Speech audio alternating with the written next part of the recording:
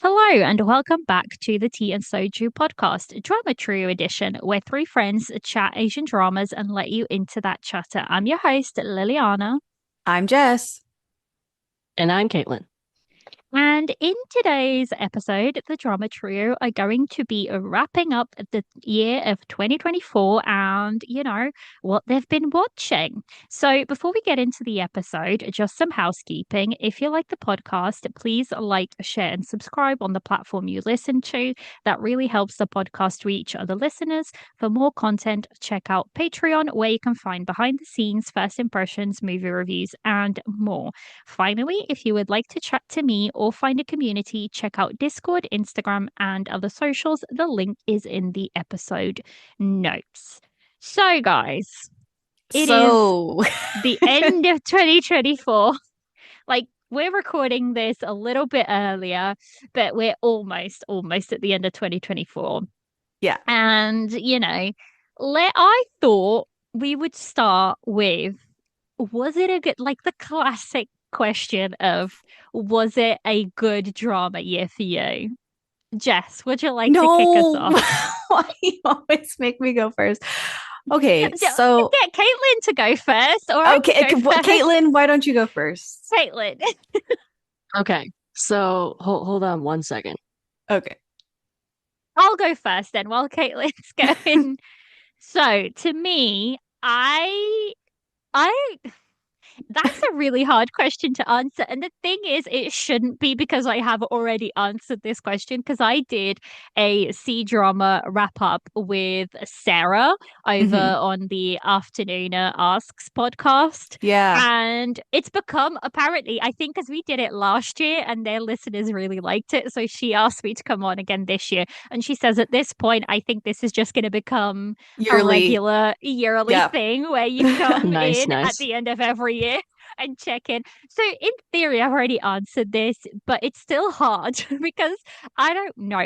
I think it was an okay year for me, Mm. but it wasn't as good as 2023 in terms of like, Ah. especially in terms of Chinese dramas. I don't think the quality was there as it was in 2023. The Hmm. writing wasn't as good.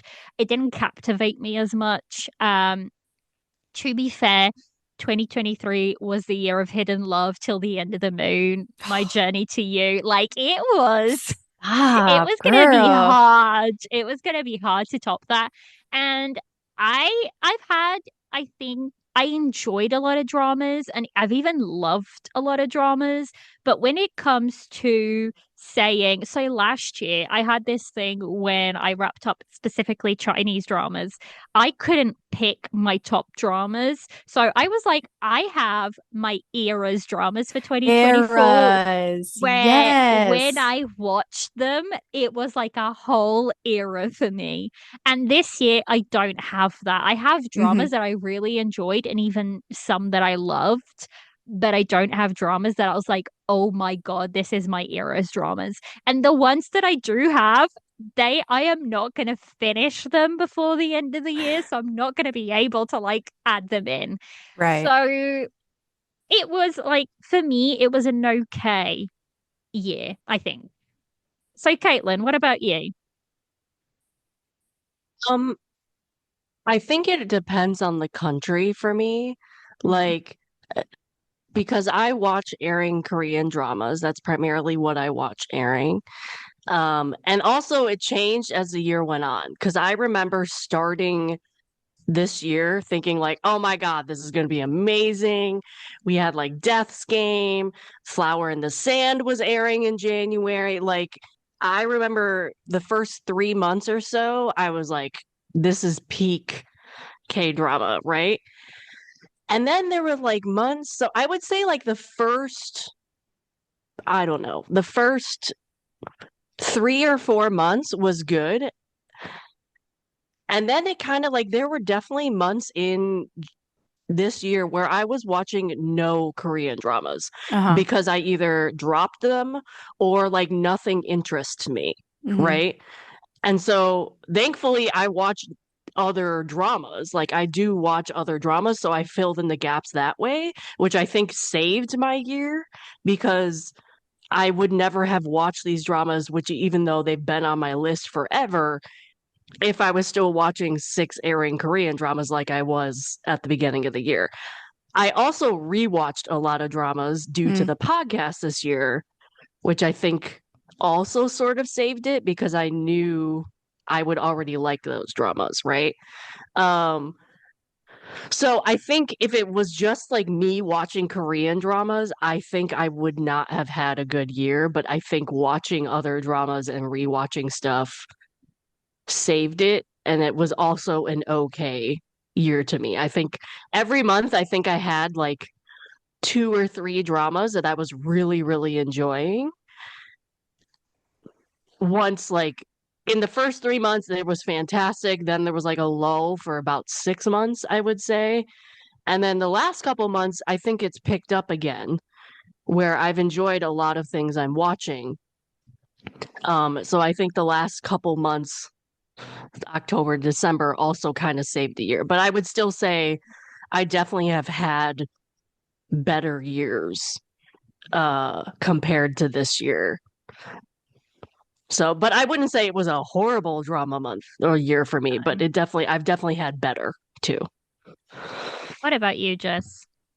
This was not a good drama year for me. And I said, I said last year that 2023 was also not a good drama year for me. And it was basically, a personal thing. I didn't watch that many dramas last year, and I didn't watch that many dramas this year. And it really has to do with my personal watch habits. I tend to not get FOMO. I tend to not watch currently airing dramas. And so at the end of the year, I spend like the last 3 months or so, the last quarter of the year, basically just trying to catch up and watch what I intentionally missed from earlier in the year. And the dramas that kind of spoke to me or I was interested in watching, I finally pressed play on them because I hate waiting for episodes. I do not like waiting to watch a show that I like, if that makes any sense. Yeah. Or worse, that I'm obsessed with and I love. So, out of 150 or so K dramas that aired in 2024, and that either completely aired this year or finished airing this year, like they started in December or so of 2023 and finished airing in 2024, I completed 8 dramas. Mm. And that includes 1 C drama and 1 drama from Thailand. But the thing is, I reckon if you add in all the stuff that you watch for your own podcast, If you want that that number, I have that number. So that bumps up number a is lot more. 27. Yeah. So, and that counts like both seasons, both part 1 and part 2 of Death's Game. So is that one show? Does that count as 2 shows? MDL counts it as 2. Some of these like season 1 and 2 of Alice in Borderland, is that 1 show or is that 2? My drama list counts it as 2. I think that one's really 2, isn't it? Because it didn't air back to back or anything. No. There was a pause, wasn't there? Yeah. No, that was 2 separate years. That was 2020, and then season 2 came out in 2022. Yeah, it was at least 2 years between the two. And I think season 3 is coming out next year. Right. So it's in the mid 20s, basically. My number jumps up into the mid 20s if you count all of the rewatches and new watches that I did as part of the Tibok season that I watched. Like all those dramas, it's up in the 20s. And I feel like that's a fair number to watch for a year. But as far as 2024 releases, my number's 8, and it's down from last year's 12 dramas. I dropped to give you 3 context dramas for me. So to give you context for me, I dropped about the same amount of dramas. Last year I dropped 11, and then this year I dropped 10. I watched 54 dramas in total. Oh my God. Compared to last year, I watched 64 dramas in total. It's diminishing. Yeah. And then this year I watched 26 Korean dramas. Last year I watched 38 Korean dramas. So I think that was 2 reasons. One, I didn't watch as many airing Korean dramas. There were definitely months I watched zero, but also wanted to increase my watching of other countries. So I have watched the same amount of Chinese dramas. I watched 15 so far this year. I watched the same last year. Mm-hmm. And then, but Taiwanese dramas, I watched 5 this year and I only watched 1 last year. And then Japanese, I watched 8 this year and only watched 5 last year. Yeah, so you're hitting So it's your like, resolution goals, yeah. So, but you're but in you're terms watching of less like K-dramas. airing, yeah, which was a goal of mine, but also I wasn't as interested as many Korean dramas either because I distinctly remember like July and August, I watched zero airing Korean dramas Mm-hmm. at all, just because nothing interests me. So it's interesting to see that breakdown because I'm definitely watching less dramas compared to last year Yeah. by at least 10, if not more. Mm-hmm. Due to the various things. Like, for example, with November, I absolutely know because this is the 3rd year in a row. I do not watch anything in November. I just, for some reason, between Thanksgiving and just life, I just don't have the time. So I Same. actually like finished uh 2 dramas in November, and I was happy with that because I finished 0 last year. So there's definitely like give or take, but yeah, I definitely have watched less dramas this year. So one of my goals next year is to get back up to 64, Mm. no matter what I watch. But I yeah, mean, you don't have to it's force it yeah, either, but I would say like yeah, I've dropped 3 dramas this year. I don't like to drop any dramas. My goal is to not watch a drama that I, I've not pressed play right, on something that I intend to drop that I know is not going to interest me in a way. I cut down yeah. on the things that I drop. So this was surprising. Again, drop 3 dramas. I'm still watching 3 dramas, and then I'm still interested in pressing play on about 23 shows, about 20 shows. So that's higher than in last year. I wanted to press play on like 12 shows or so Yeah. from Uh-huh. last year. And have I pressed play on those shows? No.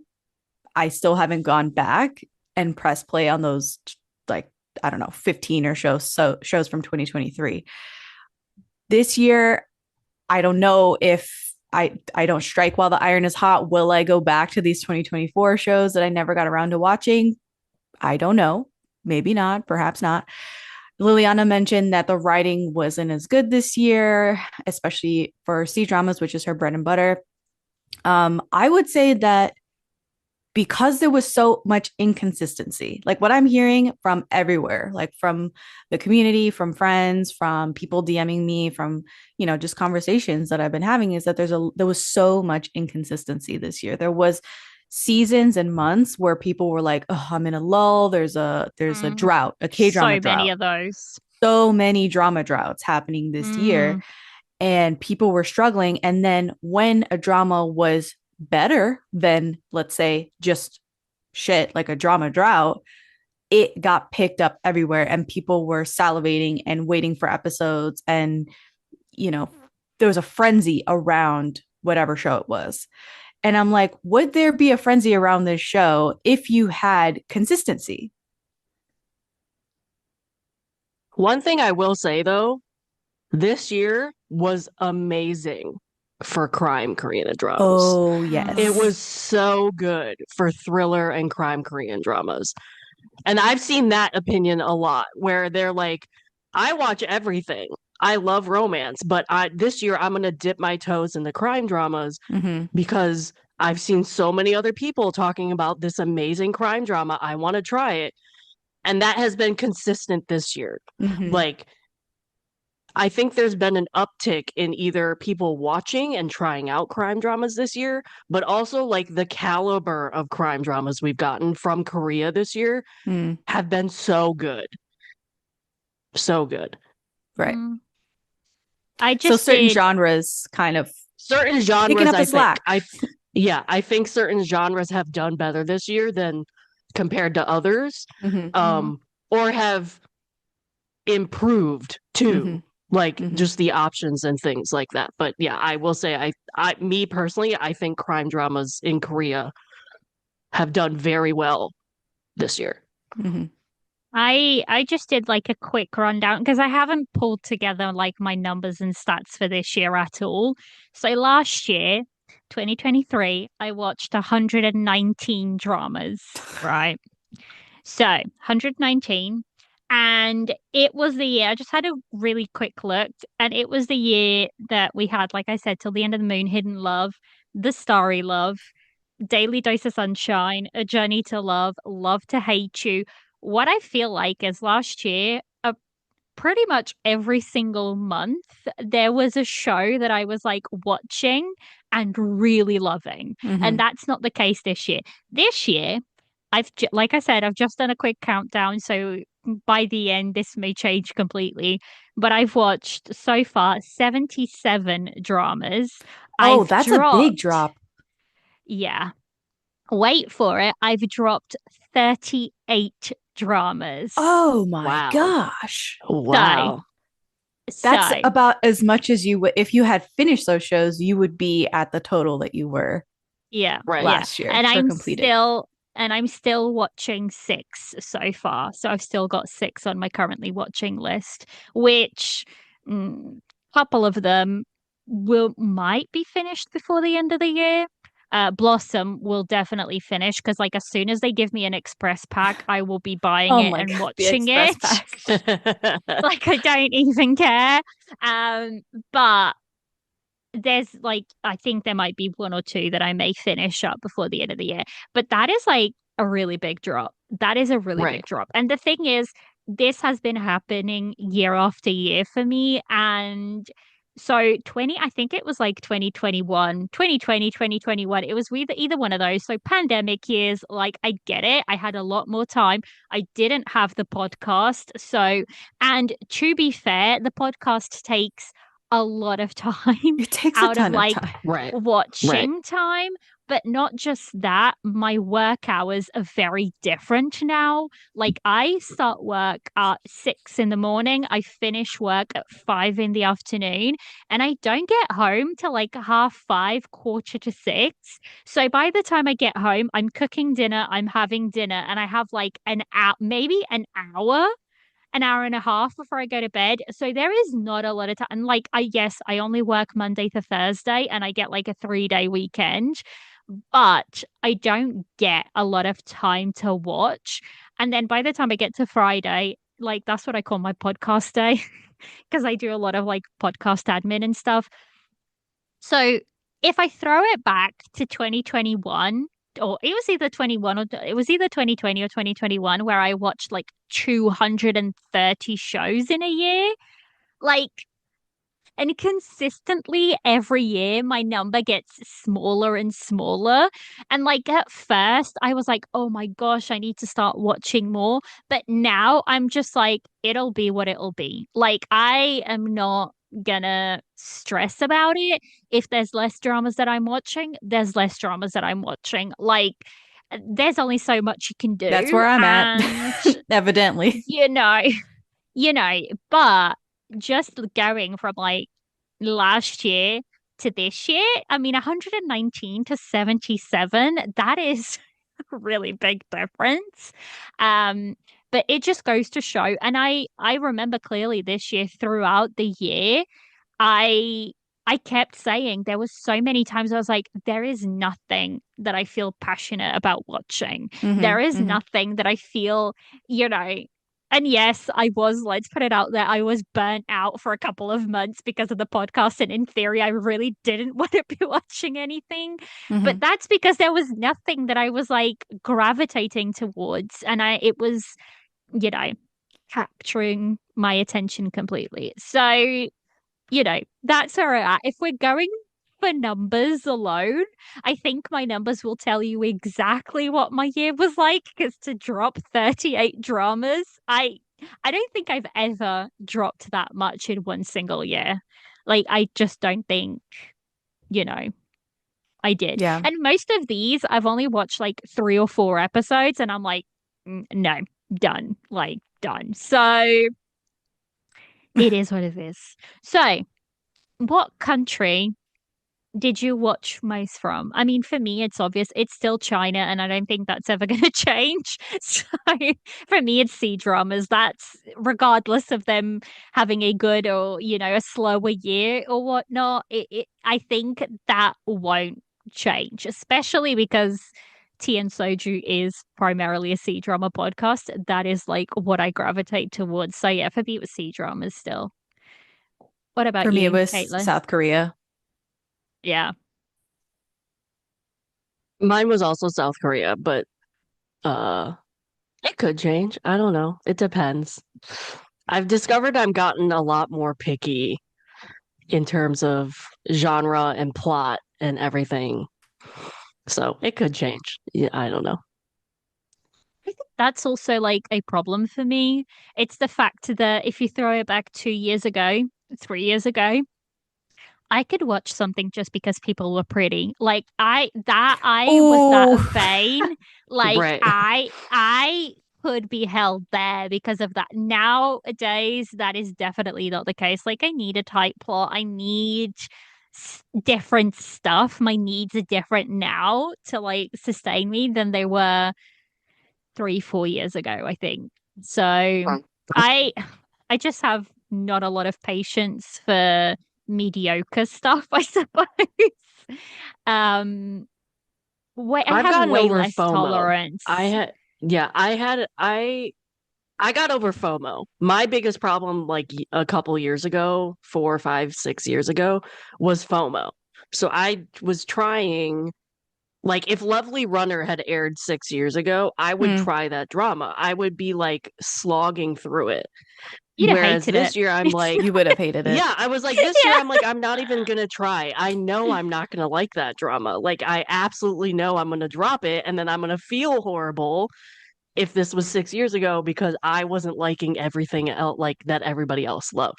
And like that's a huge difference for me is like I got over my FOMO and just watch I'm the stuff I know I'm gonna like. Good. I'm Yeah. still working on it, I think. And I think my FOMO has changed because, like, at first, I kind of just wanted to watch what was popular because a lot of people were watching and I liked that conversation. And then the podcast came about, and then the machine of I want to be watching it because everybody else is watching it, and I want to talk about it on the podcast because then, it's Hmm. popular, so people will listen type of situation. And that's the thing that I'm actively like working on distancing myself from because at the end of the day, if I'm not enjoying it, then it's not going to be on the podcast because I don't know. I don't want to be watching stuff that I'm not completely enjoying Hmm. for the sake of talking about it on the podcast just because everybody else is loving it. And there's a Yep. specific drama that I'm thinking about for this year. Oh, I And definitely know what drama that is. yeah, yeah. And I ended up dropping it. Like, the thing Hmm. is, I went back in.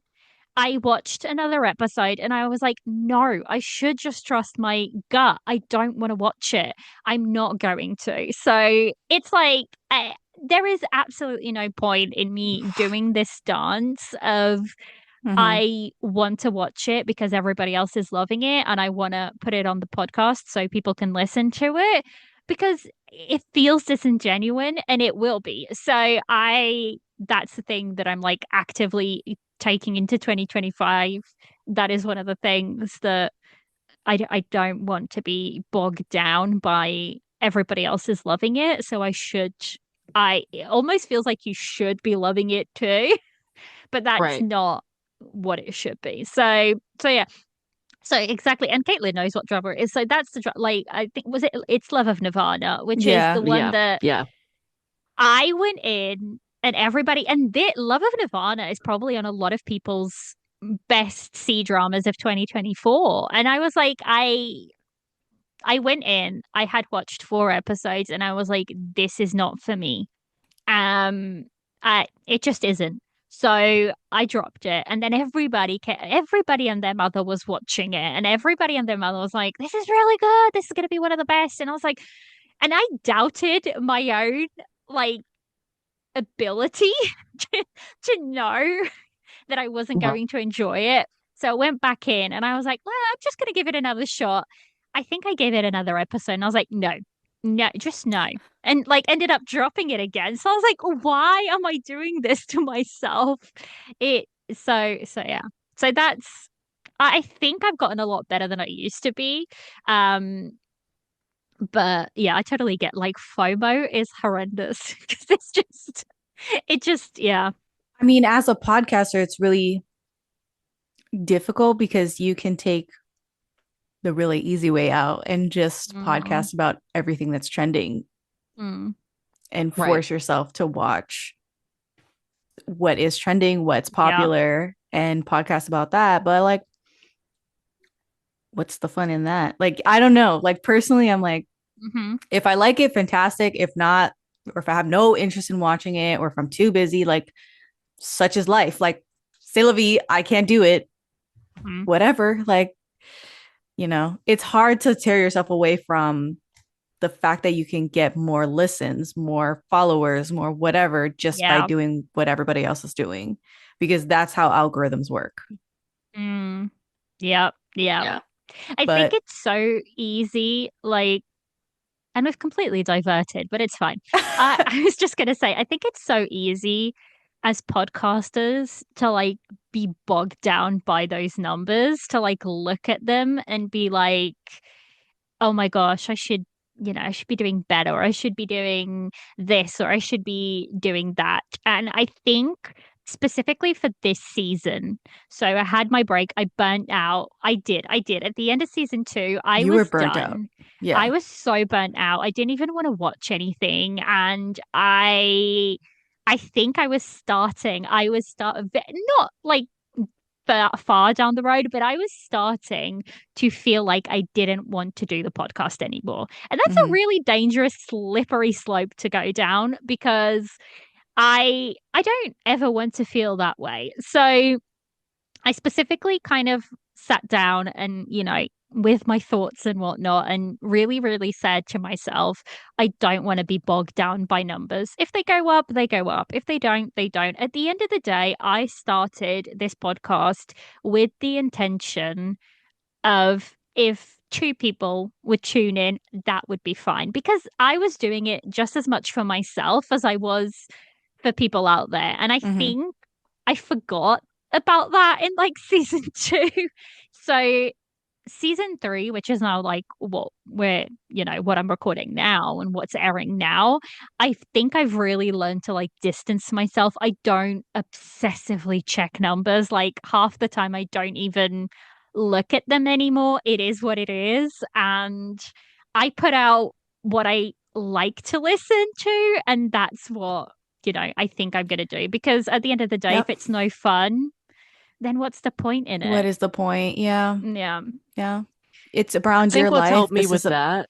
This is a hobby. Like, you know what I'm saying? Like, Yeah. Hmm. I think a lot of people think that because we're good at it, we do it so often, we put out episodes on whatever, a semi-regular basis, that this is a full-time job. Honey, there's It no money feels here. like it. There's no Right. There's money. like no money Right. here. No money. So I if you think wish. we're doing this out of the goodness of our hearts, out of the passion that we have I for wish. this topic, Yeah. and Yeah. we wish that we could just quit our full-time It, jobs and do this full time, but it's not happening. Like, there's no. not there's not an endowment here for No. Asian drama podcasters. So, Right. No. Yeah. um, so if we get burnt out, like your tough titties, like you might not get a It's a podcast. podcast. Yeah. Yeah. I think what's um, also helped too, in terms of like what you were talking about, Liliana, is like, I think we have all figured out a way to like individualize our podcasts. Like, Liliana, you're known for your C drama podcast. Like, people come to you for Mm. C drama stuff. Me, I'm kind of like the crime person, you know? Jess is like really hardcore Korean drama, specifically like older Korean drama stuff, very, very like organized and everything and whatever. And like other people like Certified Nunas. And like, I think every podcast has kind of carved their own identity out of it, which has helped me in terms of like comparison with like the blog or this podcast is like, I had to be okay with the fact that, like, yes, I have the identity of the crime drama. So I'm not going to be watching the bigger genre that mostly everybody else loves because that's not something I personally like. And I had to like learn to be okay with like not getting the numbers and not getting the views on the blog and whatever, because I was watching and putting out content that I knew I would enjoy. And I think that took me a really long time. Even without starting the podcast, like with the blog, that took me a really long time to like get away from the numbers, even on the blog, and like just put out stuff that I like talking about. And I think people appreciate the fact that we have individualized our platforms. And so they can know who to go to if they want to listen to a C drama or they want a recommendation for a Korean drama, or like Certified Nuna's watches a ton of Thai stuff. They can go over there. Like, I think it helps that you talk about the stuff you like and then people come to you because they know that is what they can get from you. And I think that has helped me a lot in terms of not watching the numbers, not comparing, not enjoying it in the overall in terms of the content creation in general. Yeah. And I just have to say, like, the last thing I'll say is, you know, if you were in a room with 5 people and they were listening to what you were saying for an hour and a half, that's incredible. Like, if you have, that's 5 views, Right. 5 listens. Yeah.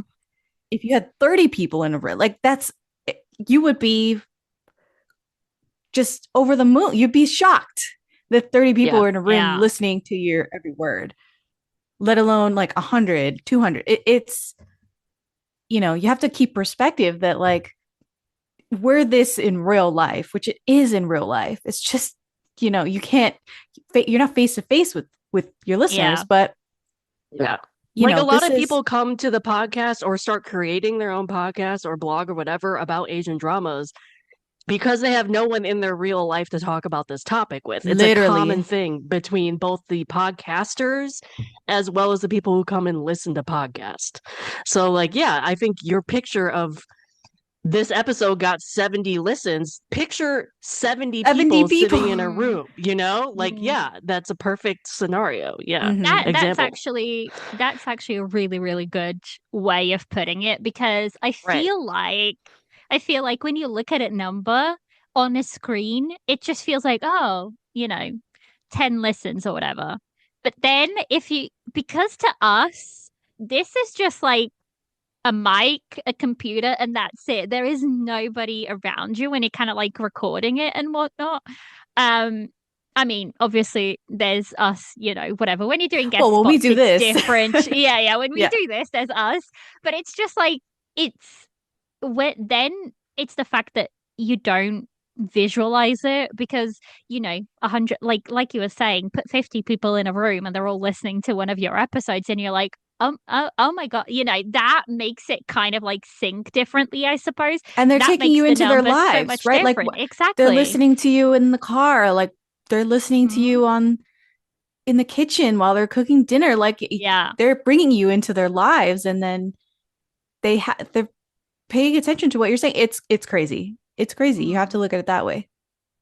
Yeah, like the fact that Jess is about to pass 100,000 listens on her podcast, and just insane. like thinking of the number of sheer people that would be, or like me getting a little over 5,000 in less than a year. Like that, like just blows my mind. Yeah, it's incredible. And it's like, if you physically think of those numbers, that's insane.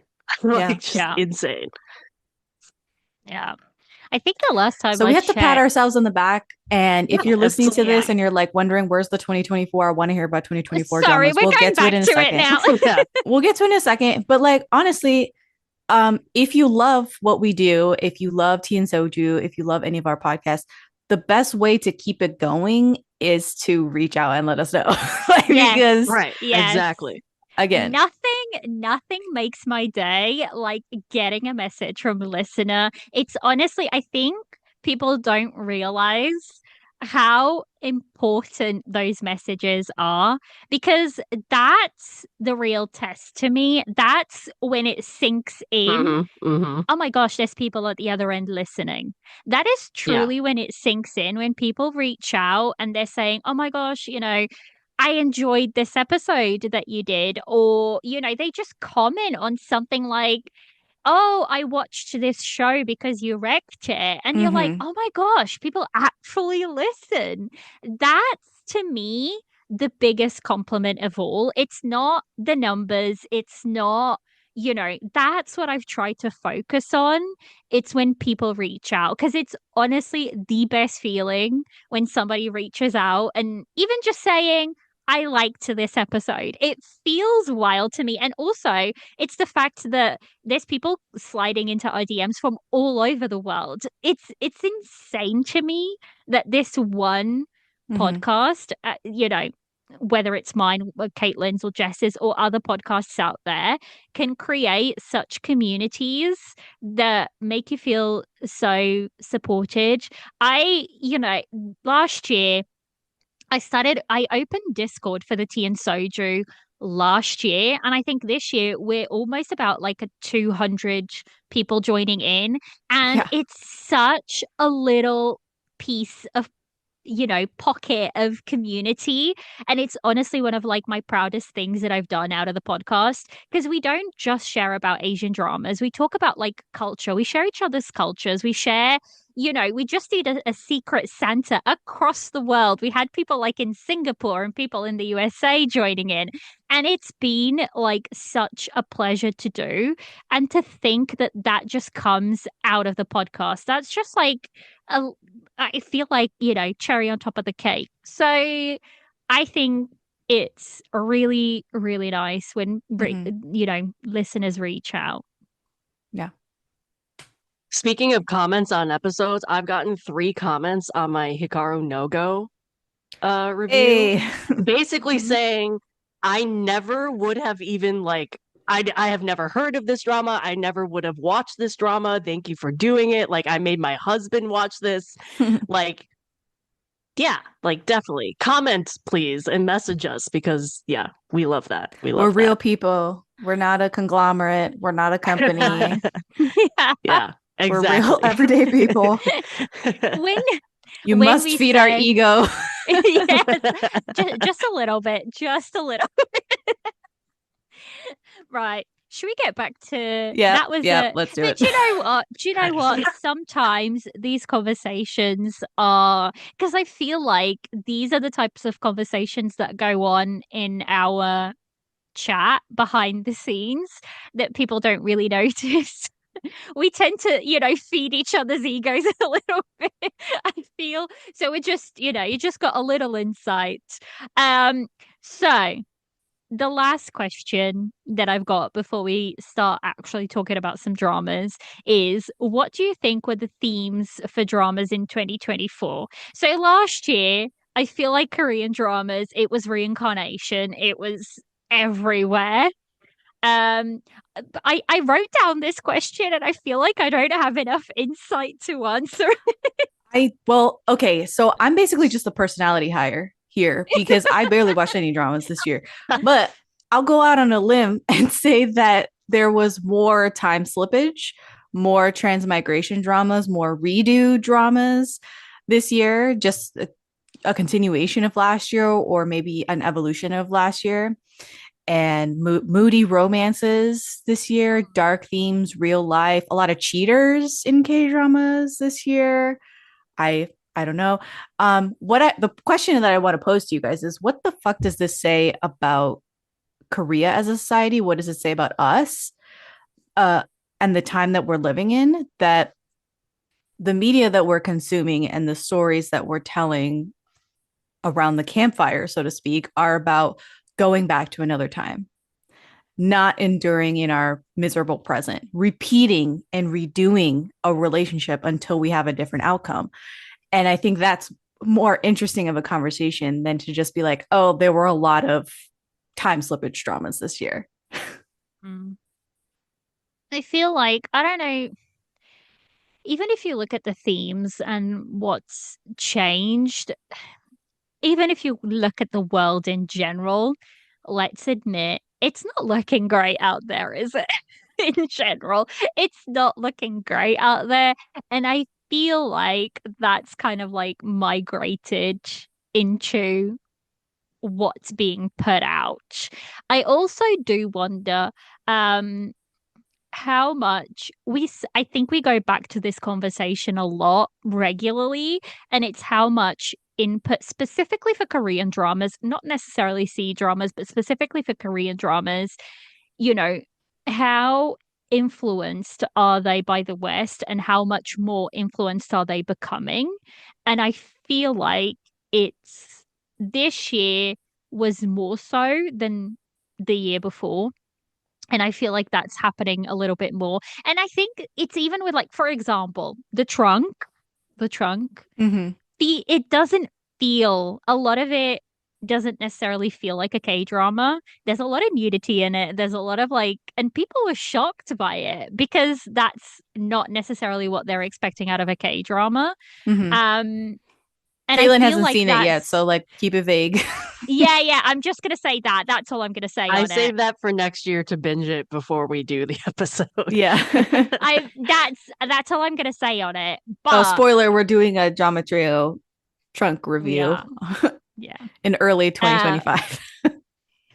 so I feel like that almost feels like a West show with Yeah. Korean actors. A lot of people Mm-hmm. have said that. So I do wonder, if you look 3, 4 years ago, the K dramas that we were getting back then are definitely night and day to what we're getting Oh yeah. nowadays. Quality wise, yes, there's a lot more quality, but I feel like we've lost a little bit of what made K dramas special, at least to me personally. It may not be, everyone else may have a different opinion, but for me personally, I feel like the writing has suffered. And unfortunately, the writing was a really big part of what I truly enjoyed about K dramas. So, yeah, that's Mm-hmm. my 2 cents. Caitlin, I want to think weigh in? well, as I said earlier, crime dramas really lived this year. So I think, like, in terms of themes, like the darker, whether that's like mythical crime dramas or just straight up serial killer crime dramas or just a cop drama, depending Mm, on the theme, I think the darker genre and the look into the criminal underworld or the mm, criminal psyche or just like good versus bad was a major theme this year yeah. because the crime dramas were so good. And really for me, and I think for a lot of people who maybe tried the genre for the first time this year, like they stood out Mm-hmm. compared to some of the lulls in the other genres that we got in, like, for example, romance or things that didn't live up to what Rom-coms. it was like last year or something. Yeah, like, or rom-coms. Like, a lot of people commented there was a lack of rom-coms this year. So they tried a crime drama instead. So I think because of the discourse I saw on social media that the crime dramas were really good this year, I think those themes that you get from crime dramas came out Mm-hmm. this year. Mm. Yeah, for sure. Right. So let's move on to our ranking.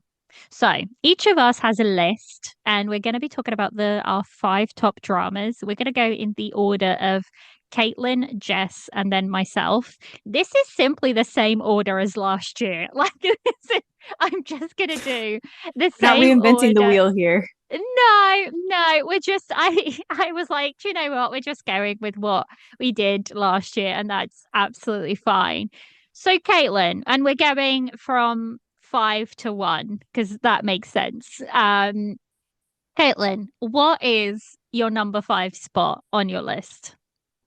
Okay, I'm also like Jess, where I like was switching these things around like 30 minutes ago. Right. We But were I, talking for a while and I was switching yeah. my top five. Nah, Like I crazy. was switching my bottom three. My top two did not move. My bottom three, I was switching around. I Um, did my list last week and I haven't looked at it or changed it or anything since then. Okay. okay, so my number five is A Shop for Killers, the Korean Okay. drama. Okay. All right. Yeah, Tell us so about that's it. my number five. So number five, it aired really early, like January, mid-January to February of this year. It was everywhere. Everybody was watching it. Everybody was loving it. It's one of my, as I said, one of my top dramas. But this is about a girl who um, was raised by her uncle after her parents' death. And then she suddenly finds out that he has died and committed suicide. But then while she's trying to already deal with that, she gets attacked by assassins and drones and gunfire. So now she's trapped in her uncle's house with all these people surrounding her, and she has to figure out how, like, what is happening, how to survive this, so on and so forth. Um, and it has Lee Dong Wook and it has Kim Hae Jun, with some supporting characters played by Seo Hyung Woo, Bak Ji Bin, sorry. Wow, I can't talk. Park Ji Bin. Wow. Goom Hae Na and Jo Han Soon. Um, I wished I could have binged this. I wished I could have binged. Like it was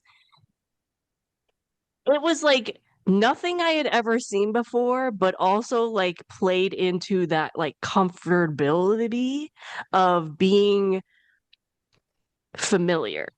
Like there were a lot of tropes that were familiar, but also the cinematography of this drama It's was really good. so good. Like I still remember the opening scene of this drama because It's really good. it's like it throws you into the drama like you have no idea what's going on, and it throws you into this action past Mhm. first scene, and you're like, oh my god, How many how did they episodes is shoot this? this? It's 8. 8. It's so good.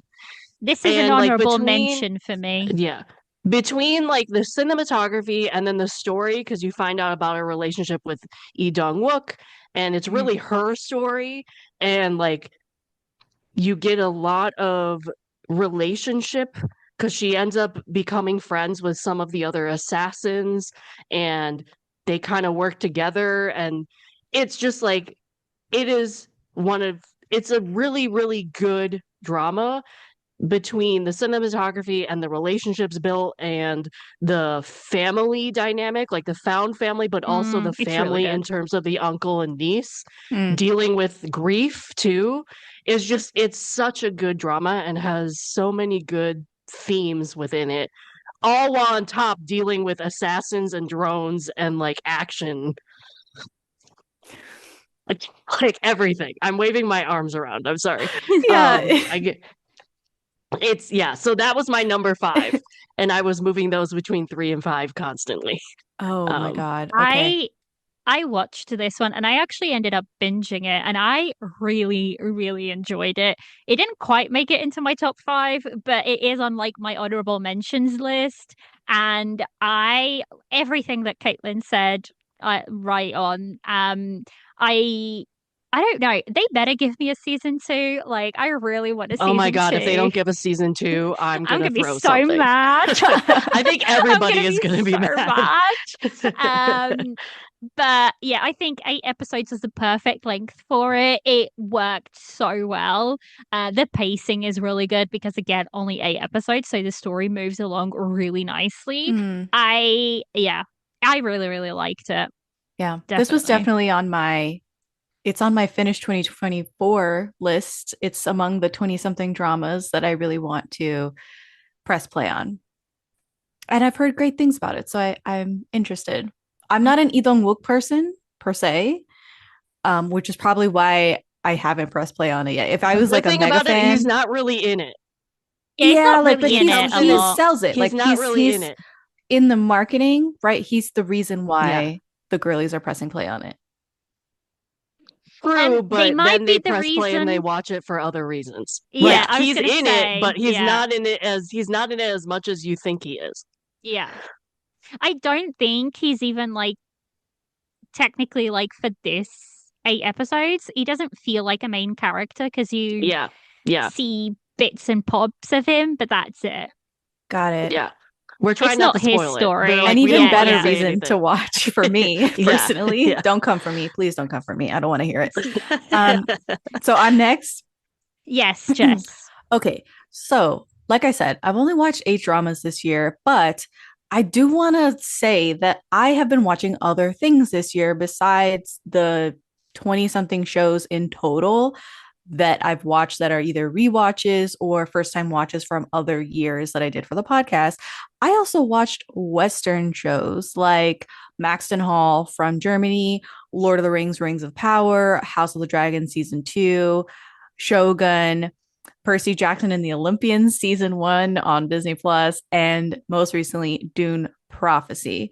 So all of these shows are Western shows, and most of them were appointment television, which is strange because I'm not sitting here watching currently airing dramas in C drama land or K drama land, but I'm over here every Sunday night watching House of the Dragon, Dune Prophecy, and so on and so forth.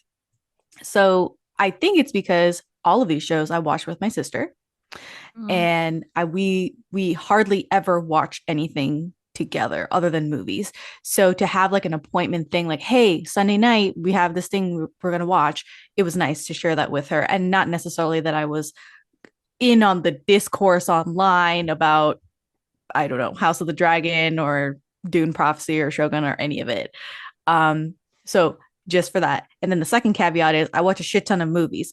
I watched 233 movies this year as of the time of recording.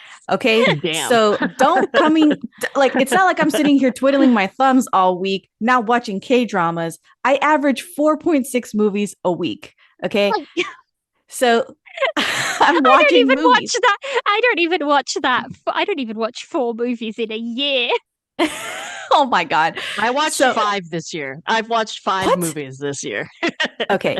And this is between streaming services. I'm sitting there in my room and watching a movie, or going out to the movie theater, and I'm almost every weekend out watching a movie in theaters. So that's me, just a little peek behind the curtain. I'm not watching 2024 dramas in a year.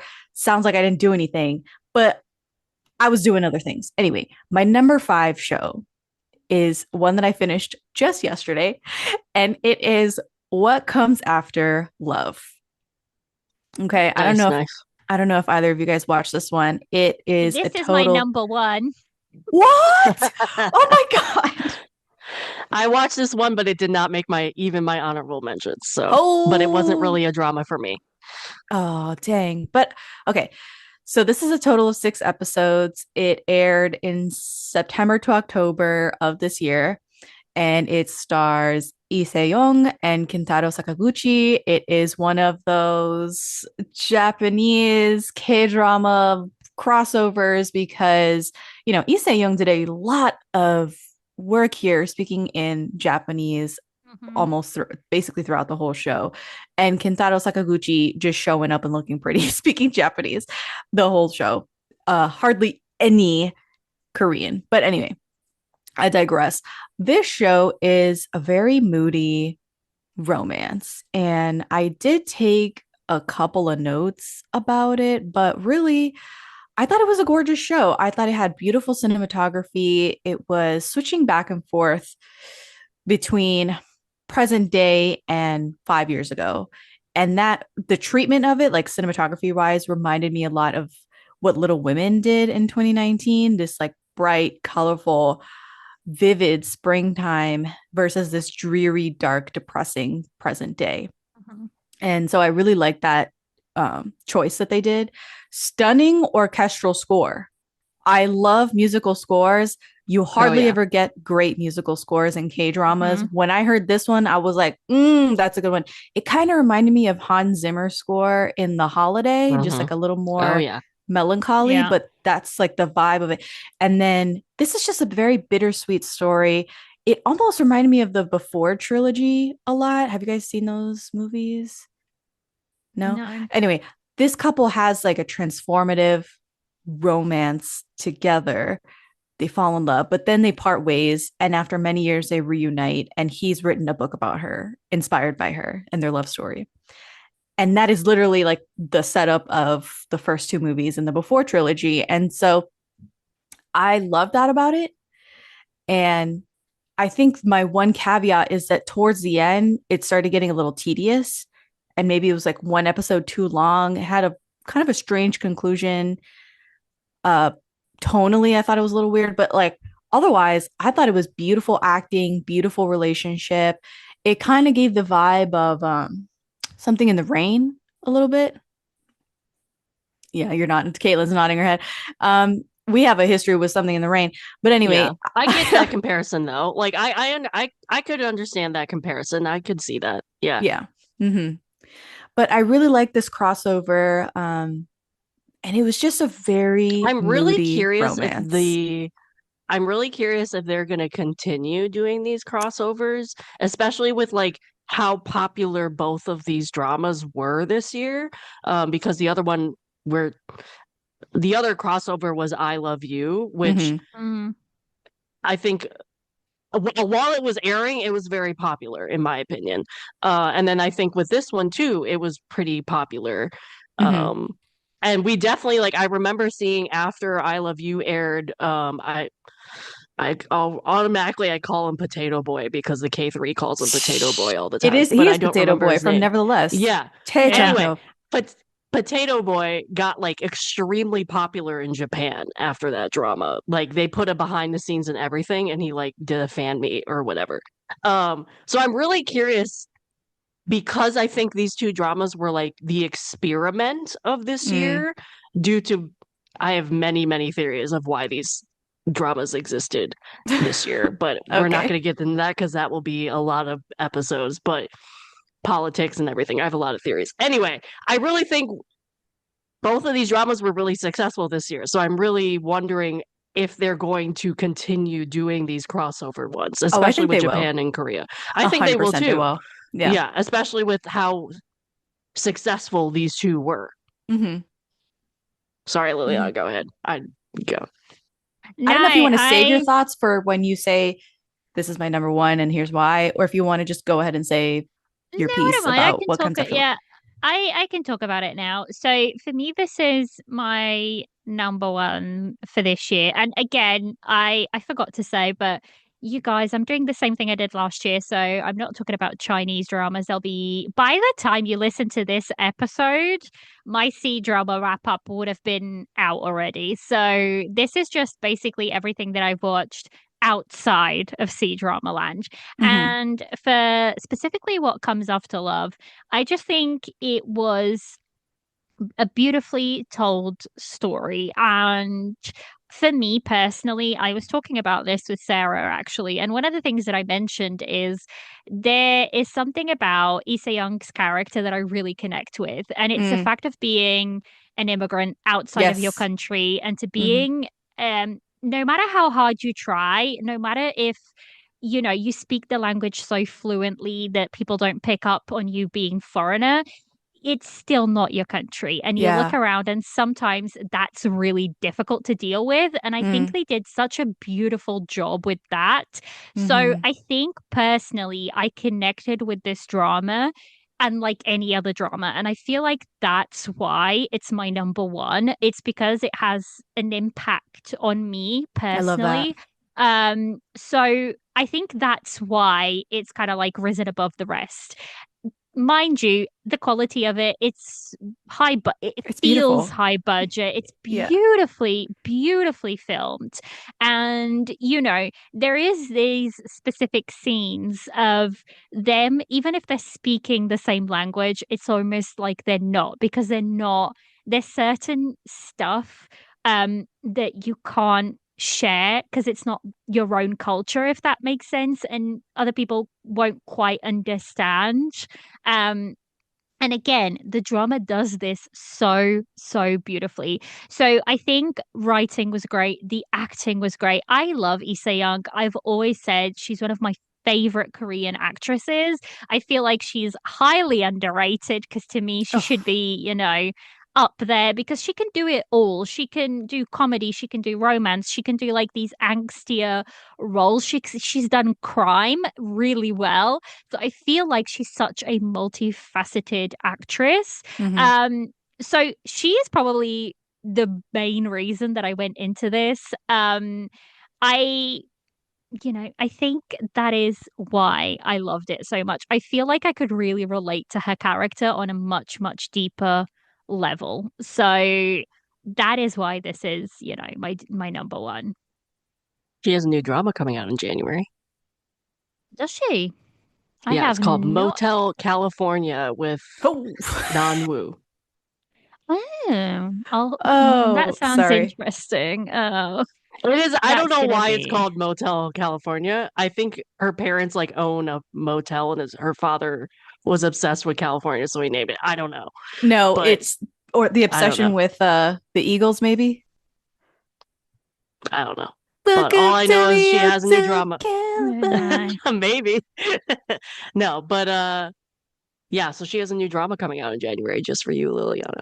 That'll be Hey. very exciting. I will definitely check it out. She's one of those actresses that I do. I'll like if she's in a drama, I'll be interested to check it out. I won't stick around if I don't like the drama, but I will, I don't mind Mm-hmm. checking the drama Mm-hmm. out. But yeah, that's like I think ultimately for a lot of people, is this going to be the best drama? No. For me, I think there's a very special link there because I feel like I can relate to her situation a lot. So I think that's why it's special to me and why it's my, number one overall. So The complaint that I saw online was it was slow. And I yeah, was but like, where do I even begin with I see, think that? it will be in a lot of guys, people's top guys, dramas, though. Oh I yeah. I'm watching I'm watching Minglan. It's 74 episodes and 40 episodes in, we've just started moving along. So trust me, it's really not that slow. Like I think or even if you're throwing Love Like the Galaxy under the bus where 26 Well, episodes hold and on, they're hold only on. Not too together much for on Love Like the Galaxy. Not too much no, on Love Like the no. Galaxy. But what I mean is, I think like my tolerance for slow it's really upped a lot. Yeah. And the thing is, I feel like I don't mind it being slow because you have like this angst and this kind of like fizzle between them to keep it Mm-hmm. going. And I really loved the back and forth between where they are and how they started. And it's just like, to me, I've always said I love those types of stories where they show you where they end up and they show you where they start. And Yeah, then, the like, anatomy of a breakup. exactly, exactly. And they show it all throughout. And it's like, how could this have become this? So I love those types of stories. And I feel like this one just kind of like This one's sang to damn me a good. lot. It is, it I was is. like, what the hell did he So, do? I mean, I come into it as what did he do? yeah, yeah, yeah. Yeah. But the thing is, you could really understand both sides of the characters. Mm-hmm. I could understand them. I didn't necessarily agree with his actions specifically, but I could Oh no. understand. Like I could see where both of them were coming from, more Mm, so from her side. But yeah, that's why this one's definitely my number one. So, nice. but for my number five, cast your mind because I will say, is this a really, really good drama? Probably not, but I had so much freaking fun watching Oh. it, and this is the Thai drama Ready, Set, Live. This was on I my honorable Nice. mentions. Nice, nice. like I don't know what it is about it, guys. Everybody and their mother. This drama came out of nowhere, and a lot of people were saying this feels like a Wattpad special. And I kind of almost agree with that. Um, so people were saying there's like it almost felt like a Wattpad kind of story that feeds. Yeah. Yes. And I was like, I I don't know if you guys know this about me, or I don't know. Actually, no, nobody that listens will know this about me. But I used to write for Wattpad. I actually used to write fanfic for What? Wattpad back in the day. I did, and actually, one of my fanfics did really, really well. So So this is like a whole new thing. So when people say this show feels like a Wattpad, I'm like, sign me up. I'm I'm there. there. I'm there. So if you guys didn't watch this, this is a Thai show from this year. It's 6 episodes, so it's like the easiest binge. I actually did a special bonus episode on this. That's how much I was enjoying it at the time. And I think have you watched it as well, Caitlin? No, but I mean, one, I didn't really think this was my thing, but I've definitely heard of it and I've seen it. Like, I know what it is. Okay. So basically, the premise of this show is that I'm just going to read the MDL description because it's like I feel like it's hard to explain. So MDL reads in a parallel universe, female newborns vastly outnumber their male counterparts due to an inexplicable pandemic. As men become rarer, they're hailed as national treasures, and women must win their affections in a government-sponsored competition called Ready, Set, Love. When Day is unexpectedly accepted into the competition, she meets the most popular guy, Sun. Their burgeoning love and the world they know it are threatened when they uncover a conspiracy operating beneath the surface. So I like this feels like a book. It's not It as not does. plot. It feels like It's not YA. exactly. It feels like YA, which I'm a big fan of it. I'm a big fan of YA. Not as much nowadays, but I still read quite a bit of YA in general. I love the cast. I feel like they had a lot of fun with it. Some of these scenes are just so freaking hilarious They that, are. It's funny. It's it is genuinely so funny. funny. It's genuinely funny. The stakes I get feel higher.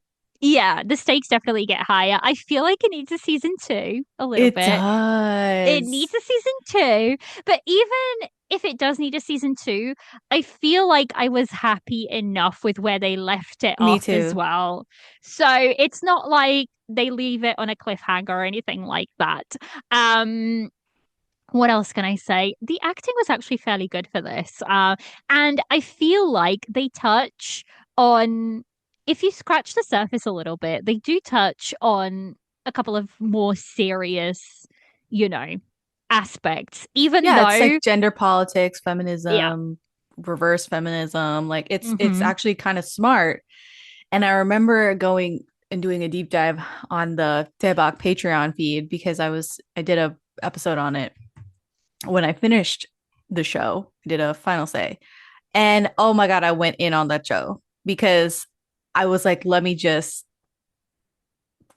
give my full review, but also, you know, all of the subtext that's there and all of the concepts that are there, I wanted to bring those forward. And so my reviews was went into all of that, like all of Yeah. the references to things, and I really loved it. I thought it was a really well done show, and the budget for it seemed pretty high as well.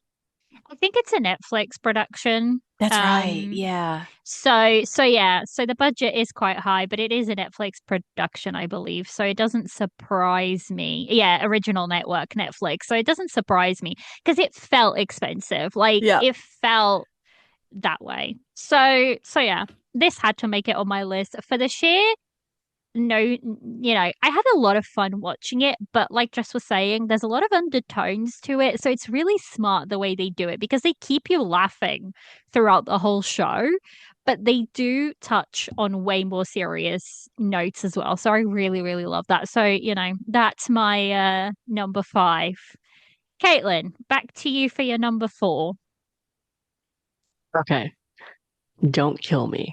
Oh no. Oh God. My number four is The Double. Oh, the devil is my number two. Okay. Mhm. So, Why do you have do double I? so low? Just I kidding. liked other thing. Look, some of my honorable mentions, I think you'll be surprised because I was trying to find room for them, and I'm like, no, I think these need to get into honorable mentions. I almost put the double in honorable mentions. Okay, Get out. so um, Caitlin. I know, I know. All right, talk to us. Talk to us about the double. Um, I mean, I don't think there's really anything we need to say. I mean, we did a review on it, which I did hound just to do it, which I was successful at. I'm glad we did that because I don't think I would have watched this year if we didn't do that episode. Yes. Um, but I mean, it lives up to why it was so good this year. Like everybody and their mother was watching it.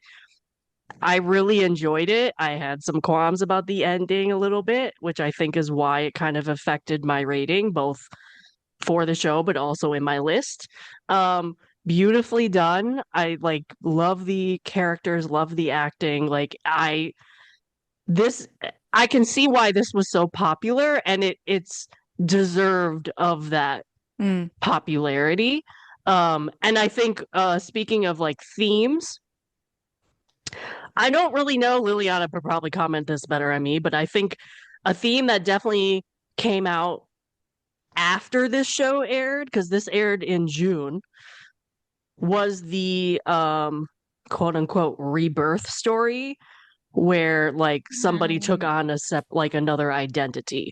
I don't know if there was anything before this There year, but like was. There after this was. aired, yeah. But after this year, I noticed there are a lot more like rebirth Mm. stories coming out Mm. of China because of the popularity of this. But if you guys have no idea what this drama is about, it is about a woman who basically loses everything. She's betrayed by her husband, her family gets killed, and she is thrown to the wayside. They think she's dead, and she somehow survives and then takes on this new identity and comes back and basically gets her revenge with the help of a general that comes through and helps her out. And Um, he's fine. yeah, I think yeah, this was really, really good in my opinion, which is why it made it on list. It is number 4, though, I will say. Okay, number 4. My number 4 is You said Death's Game. 2? You said this was 2 for Yeah, you, the Jess? double was number 2 on my list. Do you want to Liliana, is talk it on about your it? list?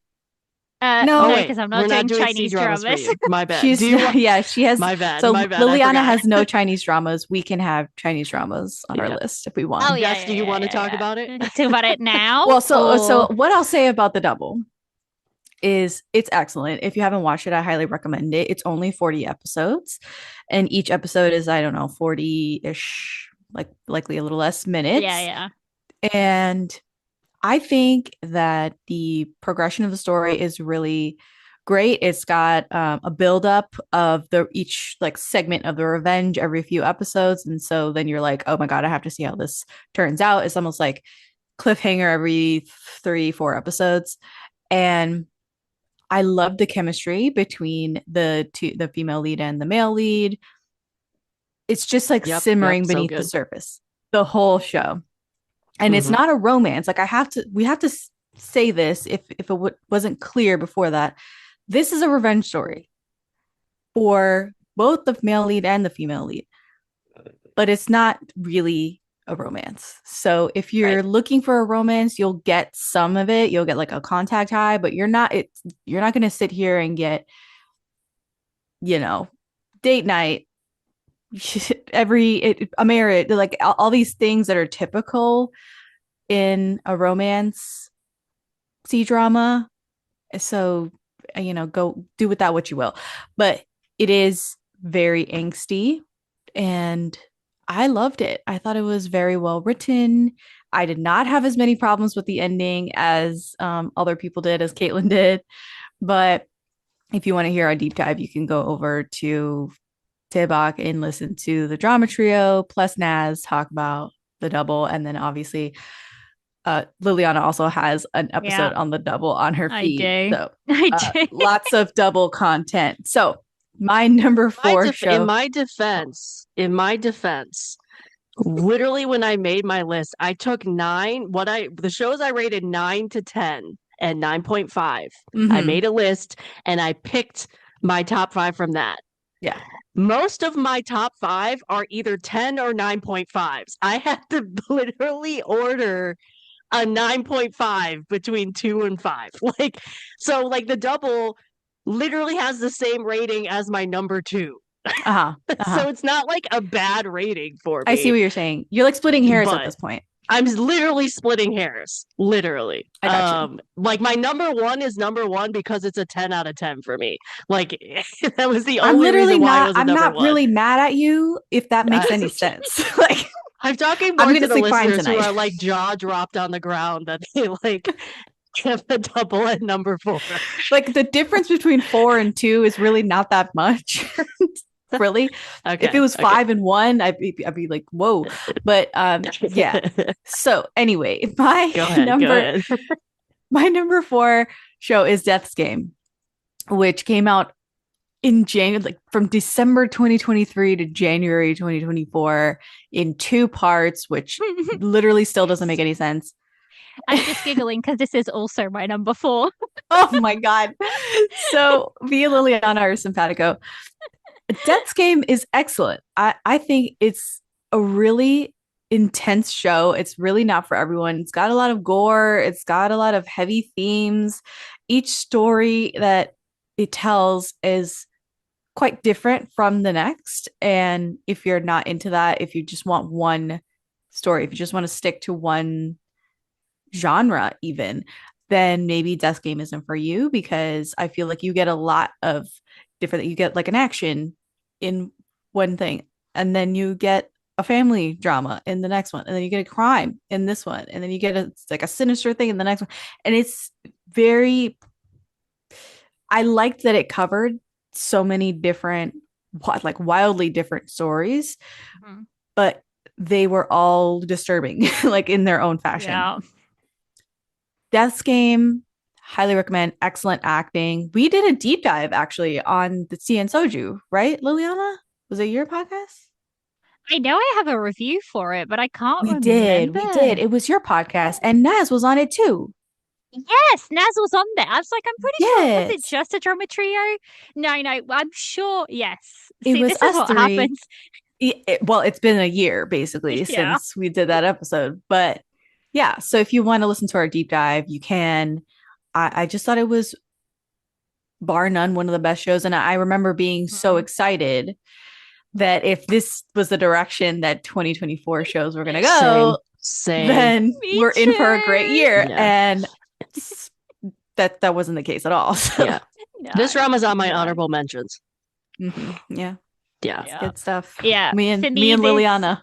What do you got to say about it? Death's Yeah. Game? This is also my number 4, and I loved it. I felt like it touched on a lot of topics. The quality of this show is through the roof. Mm-hmm. I just liked the storytelling of it. It felt different to me in the sense that the story felt different. But in general, I just really, really liked it. And actually, it's one of those shows that I liked the second part even more than Mm. the first like 4 episodes. So yeah, absolutely. This is definitely, This cast, deserves this its assembling place. of this It's cast a as well. stacked cast as What well. even? It's crazy the amount of people that like even, guested for an episode on this show. Mm-hmm. And Yeah. I Even felt for a like cameo. Yeah. exactly. And the thing I is, will even never forget. I will never forget. Um, oh my God, his name is blanking. Oh, Never mind. I'm not gonna think. I don't want to think of the name. Never mind. Go ahead, Lilia. I was gonna say, even though there's lots of different stories, I felt like they were connected really well, and you felt like you really did get a good look into that life before you moved along to the next life, if that makes any mm-hmm. sense. So the writing was good, cast was amazing. directing was good. So in general, like Jess said, I honestly thought, oh my God, if this is what we're kicking the year off with, what are we gonna be like in, 3, 4, 5, 6 months time? Spoiler alert, it ain't that great, but it's what we got given. It's what we got given. So Kim I J guess we're Wook's back. cameo. Kim J Wook's cameo in Death's Oh Game Oh yeah. was yeah, my yeah. favorite. I don't want to spoil anything, but No, like you I Oh my will can't. never God, forget no. that episode. Wild. I was like, oh Because my yeah, God. yeah. Kim Joke, Yeah. yeah. Yeah. And Crime the thing, drama the thing watchers will is, understand what I'm saying. Yeah, yeah. yeah, yeah. And the thing is, I was like glued to the screen for every single episode, which, that's all you can really ask for a drama, isn't it? Yeah. Yep. Hmm. Exactly, So exactly. we're back to Caitlin for her third choice. Okay, my third choice is The Judge from Hell. Okay. Talk to me about this one because this one I am in the process of watching. I left off on episode 3, and tell me why I should finish. So I'm just going to quickly add, I started this, I'm on episode 4, and I let my Disney subscription lapse, and I don't Oh. necessarily want to go back just for one show. So I haven't finished it.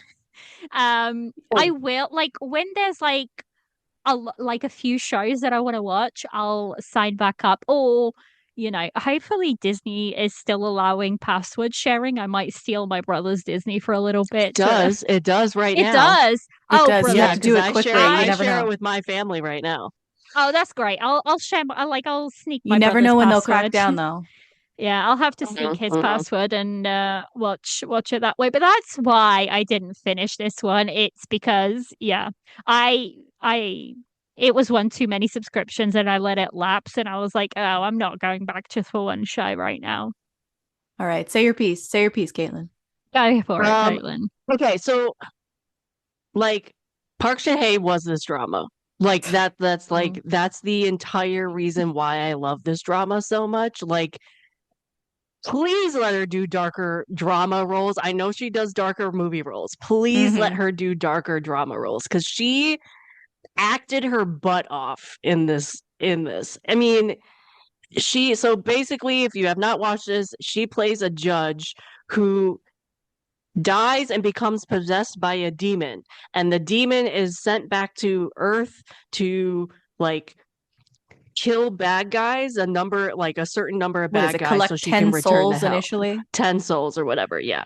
And then she eventually meets a detective played by Kim Jae-young who first off thinks she's like super sketchy and like is really like what the hell are you doing, and then eventually they team up and obviously have a romance and things like that, but like she was this drama. Like she was 100% the reason why I love this drama so much because her character is evil to the core and she cares. She gives two shits like the entire time. Yeah, she sort of mellows out a little bit throughout the drama, but overall, she is still a demon. And I loved that. I loved it. I ate it up because she was unapologetically evil. If you guys do not like gore or crime or anything, you will not like this drama because it is extremely violent because she essentially her character hunts down these criminals. The criminal like in the drama they show the crimes, whether that's sexual assault, murder, whatever. Her punishment for these criminals is to make them live through the crimes they did to people. So, one episode you're seeing the criminal do it, the next episode you're seeing her do it to the criminal. So, it's like a double whammy of the same crime, same violence, or whatever. The the like punishment part of this drama was so satisfying because these horrible people were being punished how they were doing their thing. Like that was satisfying for me to watch. And then you have these support characters played by Kim In Kwan and Kim Young who like were somewhat comedic at times, so that kind of broke up the violent. And the other thing though, Park Shin Hye's character was somewhat comedic. Like her reactions to things because she's a demon on Earth and reacting to like I don't even know. Something she's encountered on Earth is like, Obsessed wait, with what? soda pop. Yeah, like or just like her reactions of like because she gave no shits like to her boss. Part of the running gag in this is like her boss was like, "You can't do this. You can't dress in pink. You can't talk to this person like that." And she's like, "Well, I'm going to." So, okay. Like part of that, like there's a comedy aspect of her character, even though she's so violent, that it was just something I had not been experiencing at the time that I was watching this. I think that's Mm, why I loved it so much. And then her chemistry with Kim Jae Young was great. And I love the fact that Kim Jae Young was in this drama because I think a lot of people I've loved him for a long time. Like this was his first drama after the military. He's been around for a while and he's done some great dramas, but I think this role really opened up some avenues for him because he has never done like he's a gray character. Like the dynamic of these two characters, she's evil to the core and somewhat turns human, sort of, through the show. He's the opposite. He starts human and somewhat turns gray as the show goes along. So hmm that dynamic is just so good, in my opinion, because you're exploring those themes of what is actually evil, what's a gray character, how far will someone go for revenge or justice or things like hmm that. I hmm think it was so good in my opinion. Okay. Okay. I see you. Are you convinced to No, I Jess? oh, sorry. I liked when you said that they are opposed, like they start in different places, that they like he's will turn a little more evil and she'll be a little more good by the end. But I'm not a Park Chan drama person. I'm a Park Chan movie See, person. I'm not either. That's the thing. I am So not a drama person for her either, but this role was a movie role for her. I'd say right, right, and a lot of I think I said this. I don't know where I said this. If it was on the social media or somewhere, but I said that she does better in movies than she does in shows, and I really don't kind of see her in the best light as a romantic lead. I see her best when she's like playing other types of characters and doing other things versus just being a romantic, usually a pitiful romantic lead. That's her MO Mm. in K drama land. And someone came in my DMs like when the show was airing or when it was about to end, and they were like, "You right, like she did really good in this, and they had very little romance, and this character was different, and it was darker, and she really excelled in that." And I was like, "Great, great, love to hear it." Um, I can't like co-sign this, but yeah, sure. I'm watching it, and I'm not seeing the magic yet. I still see Park Shin-hye. She like bit her lip in frustration, and I was like, "There it is, like there she is. I see her." And like wasn't thrilled. Also, I'm very desensitized to violence now. So the violence in the show and the retribution that she gets, very satisfying, yes. But if was I surprised? Was I like taken out of was I shocked in any way? No. No. And Well, I I mean, think a I lot of wasn't either. no, you I weren't mean, either. But I will say I feel like a lot of K-drama watchers who were watching because it's Park Shin-hye and there's a hot oh yeah, guy yeah, were shocked, and they were yeah, kind of it's new ground for them. right. And this is not, I'm not, this isn't selling it for me. Basically, I'm just Mm. watching just to watch at this point. um Oh, okay, so we'll see if I continue all the way to the end on that one. okay, cool, cool. Right.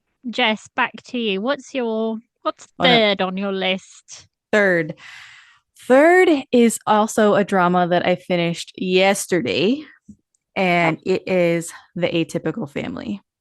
so good. This is on my honorable mentions. Yeah, this Okay. is also an honorable mention for me. Okay, so The Atypical Family, I came in with like very low expectations, didn't know what to expect. Someone ruined it at one point and was like, they have superpowers. And I was like, oh, they have superpower? Like, I guess that's as much as I'm going to say about the show. But the Atypical Family, another great orchestral score. I thought that Yep. they had a The pretty music really stood out in that. yes, I still love the OSTs. Yeah. yeah. And the OST as well, which is not score, but the actual with Mhm. uh Me, lyrics and Jodo. stuff. Da-da-da-da. Yes. Yeah. Oh my God, yeah. So I love the OST on it as well as the musical score. Fun ensemble cast, found family plus real family, paradoxical love story, Mm-hmm. Mm-hmm. which I thought was very cool. Hadn't seen that in a minute. Fantastic chemistry and kiss scenes. Jang Kyung, I forgot that he was like one of the best Oh, K drama he's one of the kissers, best. one of One the of the best. best. And I He's was like, so oh good. dang, I That's why forgot he's about a that. fave. That's Yeah, why he's a yeah, So fave. good. yeah. But one of the best I model loved what turned they did actors. with the color grading in this between I don't want to spoil a ton, but like when they used certain powers, it Hmm. changed the color grading and or the colors in general depending on Hmm. what was going on. And I love that as a story, like a way to move the story to make sure the audience understood Hmm. that this was happening. Like it wasn't Hmm. just like the typical like everybody freezes where that did happen Yeah, sometimes, but like I love the use of the color and the color grading and to help the story along. That really I stood out agree. to I me. agree.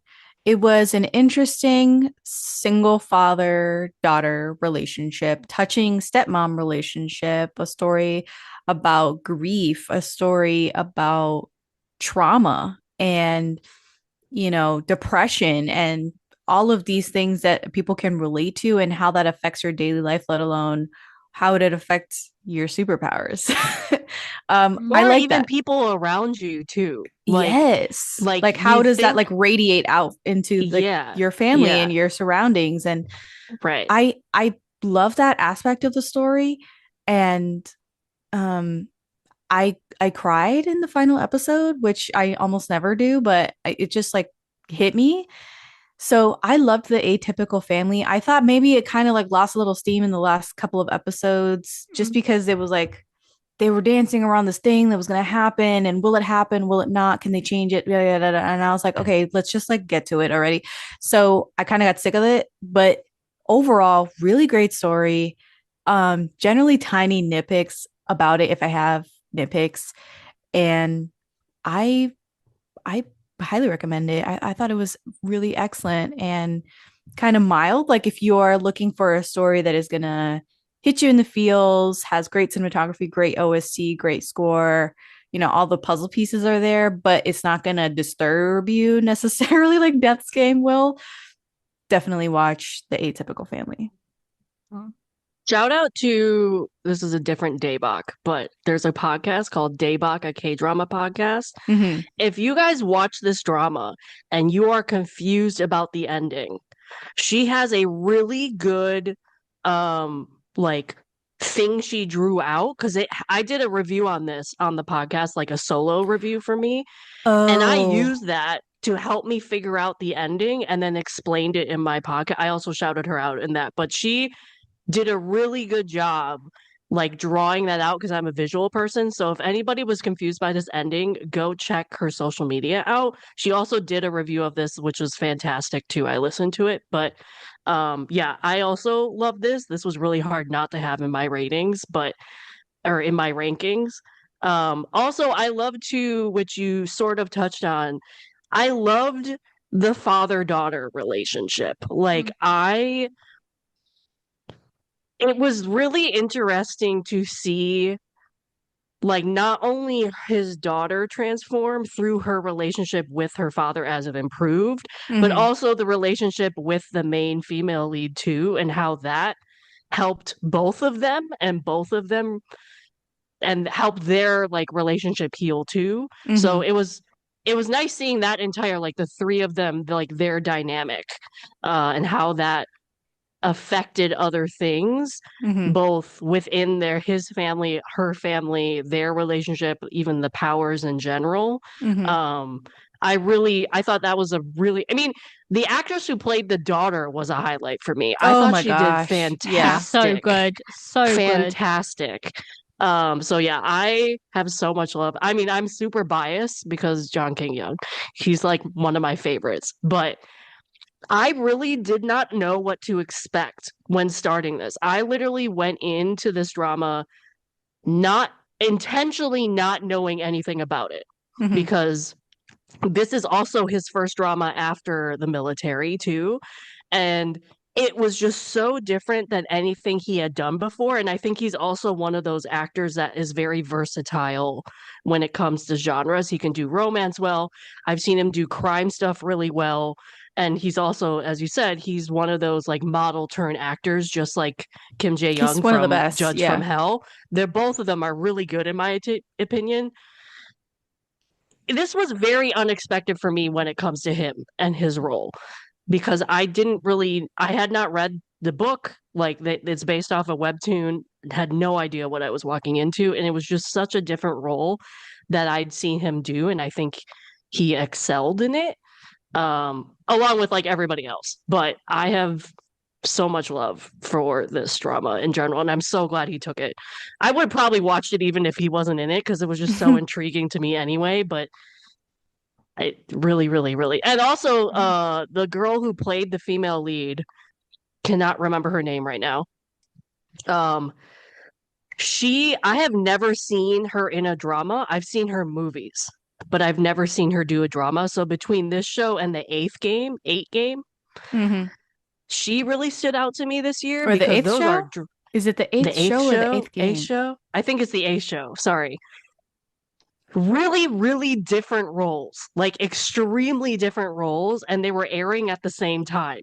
So it was really weird watching this show and then watching her psychotic character in the eighth show. And she really stood out to me as an actress to watch this year due to these two dramas, but specifically just this one in general, because Right. I had not seen any of her dramas either. But I loved this drama. Loved, loved, loved. Yeah. I will co-sign everything that you're both saying. I really liked it. I think the only reason this one doesn't quite make it into my top is it took me a little while to get into it, and I think it took me a while to get behind the female lead's character as a whole. But once I I've I heard think that that's what complaint a did, lot too. of people are saying though. Like a Yeah. lot of people yeah, said that same thing. Me included. Like because I was like, I do not know if I like her character. yeah. So I definitely agree with that. But I liked once it it because it was did, she's flawed. All of them are, yeah. but hmm you know, it's kind of redemptive for Um, every single character. but yeah, I really liked it. The characters were great and the acting was really good. So yeah, this one is also on my honorable mentions. So for my third choice, we're going to Japan. So there's a show that is, so it's called, the Japanese title is Umi no Hajimari, but the English title for it is Where the Sea Begins. It is now finally available on Viki. So I I did saw not that. watch it on I Viki. Oh, saw that. let me add I it. watched I am it. definitely added it once I saw it on Vicky. You loved this I drama. I love this drama. I Mhm. watched this show. Uh, let's put it this way: fan was subbing it on their site, and that's how I was watching it. So that tells you how much I loved it. So basically, this show tells the story of a man and a woman who had a romance in college, and she basically gets pregnant. Now, she comes up to him and she says, "Look, I don't want to have it. I'm not going to have it. Just sign the paper so I can go and have an abortion." And she tells him this, but for reasons, once she's actually sat there ready to have the abortion, she chooses not to. But instead of like telling him, she doesn't, because in her mind, she doesn't want to ruin his life with a kid right now. He's on track to becoming, um, to have a really good job and through his university and whatnot. So he she doesn't want to go and budge that. So she decides she's going to do all of it by herself. So she breaks up with him and she moves away. And to him, that's that. He doesn't understand it. He's never understood why the breakup came out of nowhere. He doesn't understand any of it. I think it's like 7 years later. Yes, 7 years later after their breakup, he gets the news that she has passed away.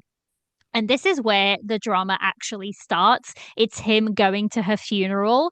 And at her funeral, he meets a little girl. And he has a sneaky suspicion that that might be his kid.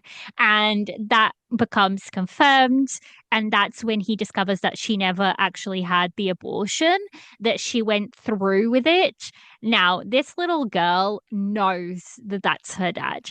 Um, and she's being raised, she's just lost her mum, she's being raised by her grandparents right now, but the grandparents don't agree with their daughter's choice. They respect it, but they don't agree with it. They would like for the granddaughter to know her father, and he's very lost at the beginning. He doesn't know what to do with the information. You kind of realize that he comes from a household where, his parents separated and his mother remarried. He has a stepbrother, and he does come from like a fairly loving family. But it's kind of like a broken household in a sense. So this is the story of him getting to know his daughter and him building a relationship with this little 7-year old.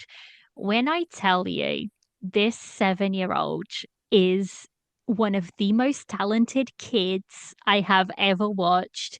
She is so incredibly talented. And so the actress is Izutani Rana, and she is 7 years old. Like, this girl is 7 years old in real life. She is so incredibly talented. She pulls her weight with these really much older actors. So the male lead for this is Meguru Ren, who you would have watched him in so many things. He is the same guy from Silent, from Trillion Game, from last year's As Long as We Both Shall Live, which is the movie adaptation of the anime My Happy Marriage. So he's been around and he's gained a lot of popularity, but it's just Japanese dramas have this amazing quality of being able to pull emotions out of people. And this is one of those. Now, one of the criticisms that I kind of saw from a lot of people was the fact that they could never understand why the mother did what she did and why she, didn't want the father to know. I She's a very flawed character, but I kind of understood where she was coming from at the end of the day, and I think you get a much deeper understanding of her character as the story goes on in kind of like flashbacks. You also have the fact that this male lead is currently in a relationship, and how does the girlfriend, all of a sudden have to deal with the fact that he's a father to a 7-year old. There's very complicated relationships, but I think it's all handled so beautifully. It's just a beautiful drama to me. It truly is. And the highlight is this little girl. Like, she is just beautiful in this drama. There's scenes of him like basically getting taught how to braid hair so he can braid his little girl's hair. And there's scenes of him like taking her out to the zoo for the first time. And it's just honestly beautiful, beautiful drama. I think it deserves all the love. It is emotional. I cried in a few spots because I feel like it is definitely, definitely emotional. But for me, I really love it. So that's the Japanese drama Where the Sea Begins, and that's like my third spot. And the only reason I think that a lot of people did not watch it is because it was not available anywhere. But it is now available on Viki. The full thing is on Viki. It's only 12. I think it's 12 episodes. Let me just double check. I'm pretty sure. Yeah, 12 episodes. So highly, highly recommend. That's my third pick. So, because I don't think, yeah, and I don't think a lot of people would have watched this one, so I definitely had to put this one in there. To you, Caitlin, for your second choice. Okay. My second choice is the crime drama Connection. Oh. Oh, okay. Yes. And I honestly don't I saw some people watch this. I honestly don't think a lot of people watched it. Um, I've heard if you so like many crime good things dramas, about you this. It's should on my watch it. list. Yeah. Yeah. Yep, I definitely want to It's watch it. it was better than I expected it was going to be because the concept was like I didn't know how they were going to pull it off because the entire concept is you have a detective who works on the drug squad for like 10 years or something. He's been working there forever. And one day he is forcibly given drugs and like to a very new, highly addictive drug. Someone forces him to take it. And so he becomes addicted to this drug. So the whole show is him, one, avoiding his squad to make sure they don't see him high on this stuff and have to take it because he's like so addicted to it. Two, figuring out who did this to him and like try and find him, but also him trying to score these drugs because the people keep calling him, whoever did it to him, call him and be like, we have your drugs, like you have to Oh go and my come and get them. gosh. Like the anxiety of this drama watching this every week was insane. And you have Jinsung or Jinsung, Jisung, the best role I've seen him do. The best role. What? I'm not a huge Really? fan of his. Like I don't hate him, but I just have never I haven't watched a ton of his dramas. The best, hands down, the best role I've seen him do. He was What? amazing. Like he played this cop who was literally addicted to drugs the entire time. And then you have Jung Mi Do, who plays this reporter who is investigating these drugs and kind Hmm. of teams up with him eventually.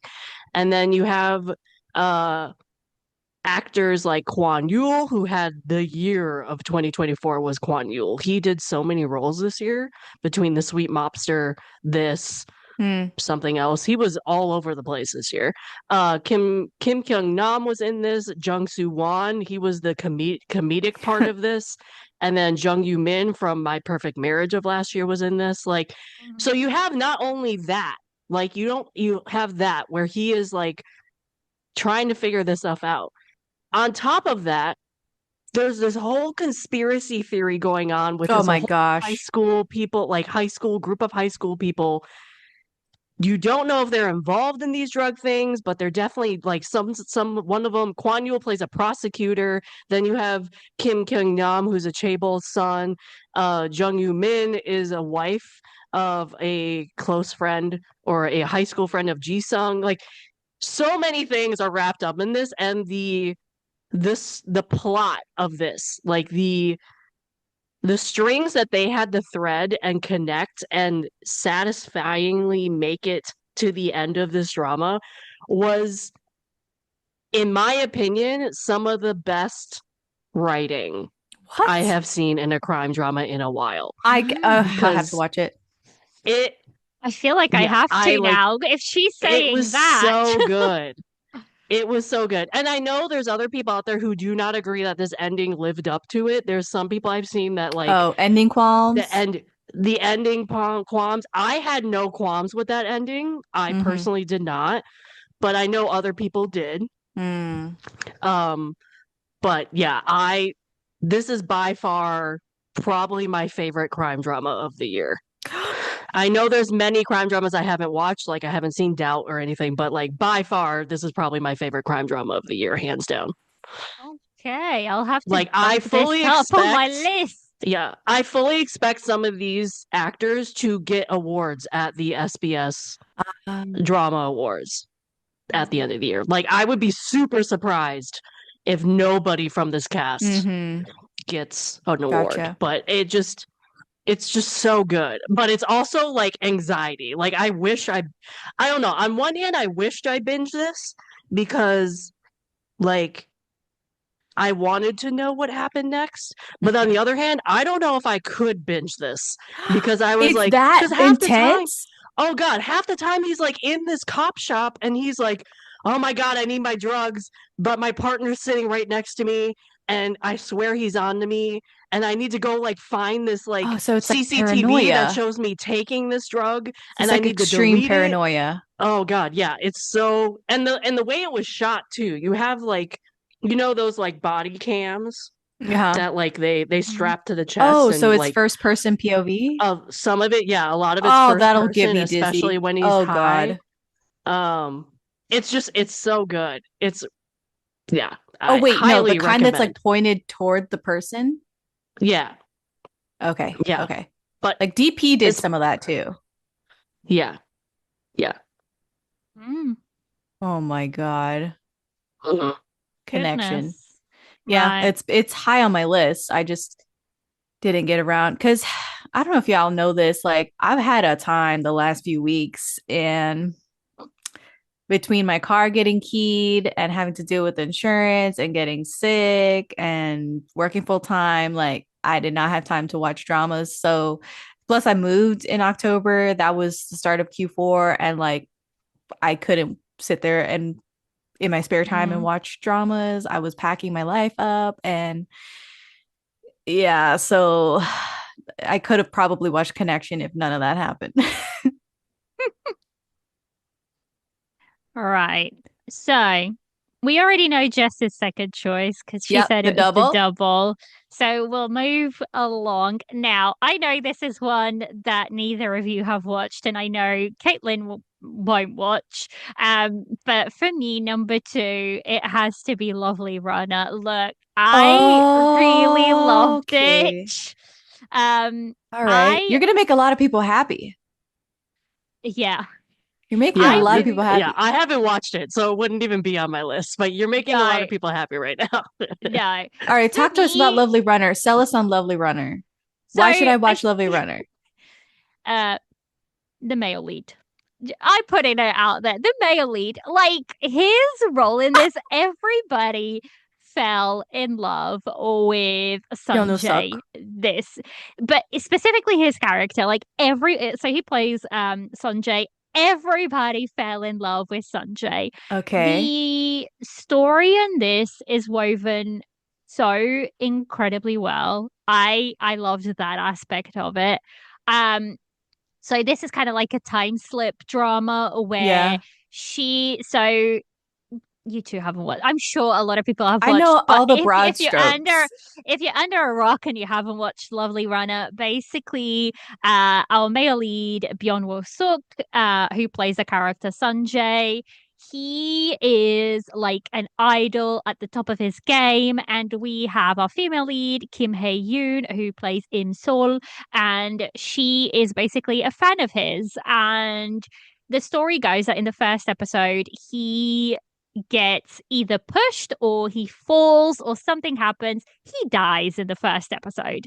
And she is brokenhearted and she has a watch that belonged to him. She got it as like a fan thing. She got it and she is trying to get to the place where he supposedly died. She falls because she is on a wheelchair, so she, we have that. She basically falls and something happens and she goes back in time. And she goes back to the time where he is still in high school. And so her thing is she wants to prevent this from happening. So that's the story. Now, the What kind of watch is it? directing, the directing in Is it like this a is Casio? stunning. It's so beautiful. It is a Casio. It is a Casio. Caitlin like started laughing immediately. It is. It is. I think it is actually a Casio because it's like an old watch. Um. So I think it is actually a Casio. But the shooting of this is so incredibly good. So incredibly good. It's Oh my There's God, when you beautiful. said shooting, I was like, wait, there's a shooting in this No, drama? Stop. I meant You meant the why? cinema. Yeah, yeah. Be more American. Be more American. I was gonna say, tell me you're American without telling me you're American. Oh my God. Okay, keep But going, Liliana. right, the directing, I'll swap words here. The directing of this is truly stunning. There's a lot of beautiful scenes with them in the snow, and there's this really beautiful yellow umbrella that is Yeah, that was the made. iconography for the show. Yes, but the thing is, there's such a deep connection to this umbrella, and it's beautiful the way they kind of use it and throw, back and forth. Because basically, she does come back to the future and then goes back. So there is a bit of that involved, in the show. I loved it. I love this couple. The chemistry between them is impeccable. I think if you throw another actress other than Kim Hae Yoon into this role, it wouldn't work. She has the ability to be able to play these high schoolers in a sense, in a way that not a lot of other actresses do. So I think she did a beautiful job. The secondary She's got cast an for this. immaturity about her. True, true. So she works in the role. She really does work in the role. So I loved it. I loved seeing the progression of their relationship. I love the fact that we get to see them grow and the story evolve, because basically every time she kind of changes something in the past, something in the future changes, and then she's like, Yeah, it's butterfly effect. well, yeah, exactly. So I really loved it. I love the fact that everybody was fangirling over, this show at the same time. So I feel like that probably does cloud my judgment a little bit, because we were Ah, all watching and, running around with it. But even I personally think, even if that wasn't the case, even if I had watched this by myself, it would have still made it into my top five, just because I feel like this is such a classic K drama in the sense of it hits the tropes of a K drama. hmm. It feels like a K drama. Let's put it that Yeah. way. It Mm-hmm. truly does feel like a K drama. So I loved it. I truly did. I truly Wow. did. Okay. So yeah, All right. lovely Fair. runner. And I think Lovely actually, did runner. I review this? I did. I reviewed this on the podcast. I did. I reviewed this for tea and soju. So if you want more thoughts, scroll back on the feed, because I think it's like a fairly long one as well. Oh my God. But yeah, but it just tells you how much I did enjoy it, because I don't often, do K dramas on tea and soju. So if I did, it's because I really did enjoy it. So yeah. So we're Where on are we? to number one. My Oh, Caitlin, number number what is one. your one. number one? Okay, I have two tied, and there's a reason. Okay, because I'm just gonna say them, and then I'll explain my reasoning. My two tied because they're 10 out of 10s for me. I literally can't choose one. Is Pachinko season 2 and Shogun. Oh my God. I have Shogun as number one. And the reason why I couldn't choose between the two is because, in my mind, they're not J drama, they're not K drama. They're made by a Western production company. So, from their perspective about these cultures and about these stories, and because they're not made in Korea on a Korean K drama or Japan J drama part, I find it kind of view them as the same show just Okay, because but they came. Shogun is on my drama list. So Pachinko is too. there it is. Both seasons of That's what I'm Pachinko are on saying. my That's what I'm drama saying. list. It's on there. It's valid. Right. Yeah. But I'm saying that's why they're tied, is because they're both made from Western production companies. Do you get what I'm saying? Yeah. Sort of. I thought they were tied because you like them about equal. Oh, I do. That's the other Okay. reason, is they're 10 out of 10. I had no problem with either one of these shows. Okay. And Okay. I could not choose between the two. Okay. I mean, Pachinko season 1 was my top show when it aired that year. So it's no surprise that season 2 would be my top show of this year as well. Yeah, I mean, me and Jess did a 2.5 hour episode of Shogun on my podcast for Shogun. Good times. Good times. It was great. But it's just the story. Okay, starting with Pachinko. I I'm not going to go into this whole thing. I kind of mentioned it in the Shogun thing. A lot of people had problems with Pachinko season two. I'm not going to go into it. I had no problems. I think a big problem with it that I did not read the book, so I think that has helped me a lot. Mm, But the story, because this takes place during World War II, the story that they pulled off in the lens of World War II, coming from a Japan perspective, mm, with Korean family ties in it, but they live in Japan. That is a story I will never be able to relate to, never seen, like a perspective I've never seen. I'm as white as they come. Um, so I appreciated this show both in season one and season two, showing me a perspective of an Asian culture, Asian story that I never would have gotten. Because I don't really think K dramas or J dramas can really tell the Pachinko story mm. in a way Oh, that's a great, whoa, great point. because it's like Great point. written from a like Western Asian perspective in a way, especially Pachinko. And so it hits differently than if it was just a K drama, you know? And I think that really stood out to me. And then with Shogun, it is just like I've never seen a show about feudal Japan before. One, because we do not get a lot of feudal J dramas access to them. Like Yeah. I've never seen a feudal J drama. I know they're out there, including movies too, but I've never been able to get access to them. So this was my first exposure really to a feudal Japanese show, and they had a lot of um input. They brought over Japanese producers, Hmm. teams, whatever, had a lot of input in the story. They made it as authentic as possible.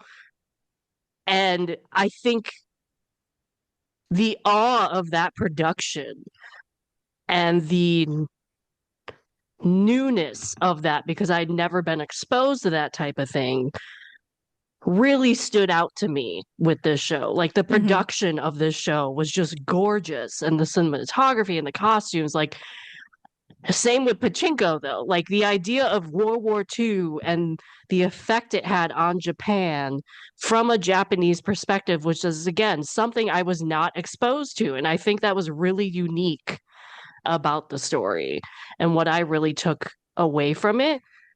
Yes, I cared about the characters and everything. I am a Lee Min-ho fan, but like that's beside the point. Like I don't think I did not go into Pachinko.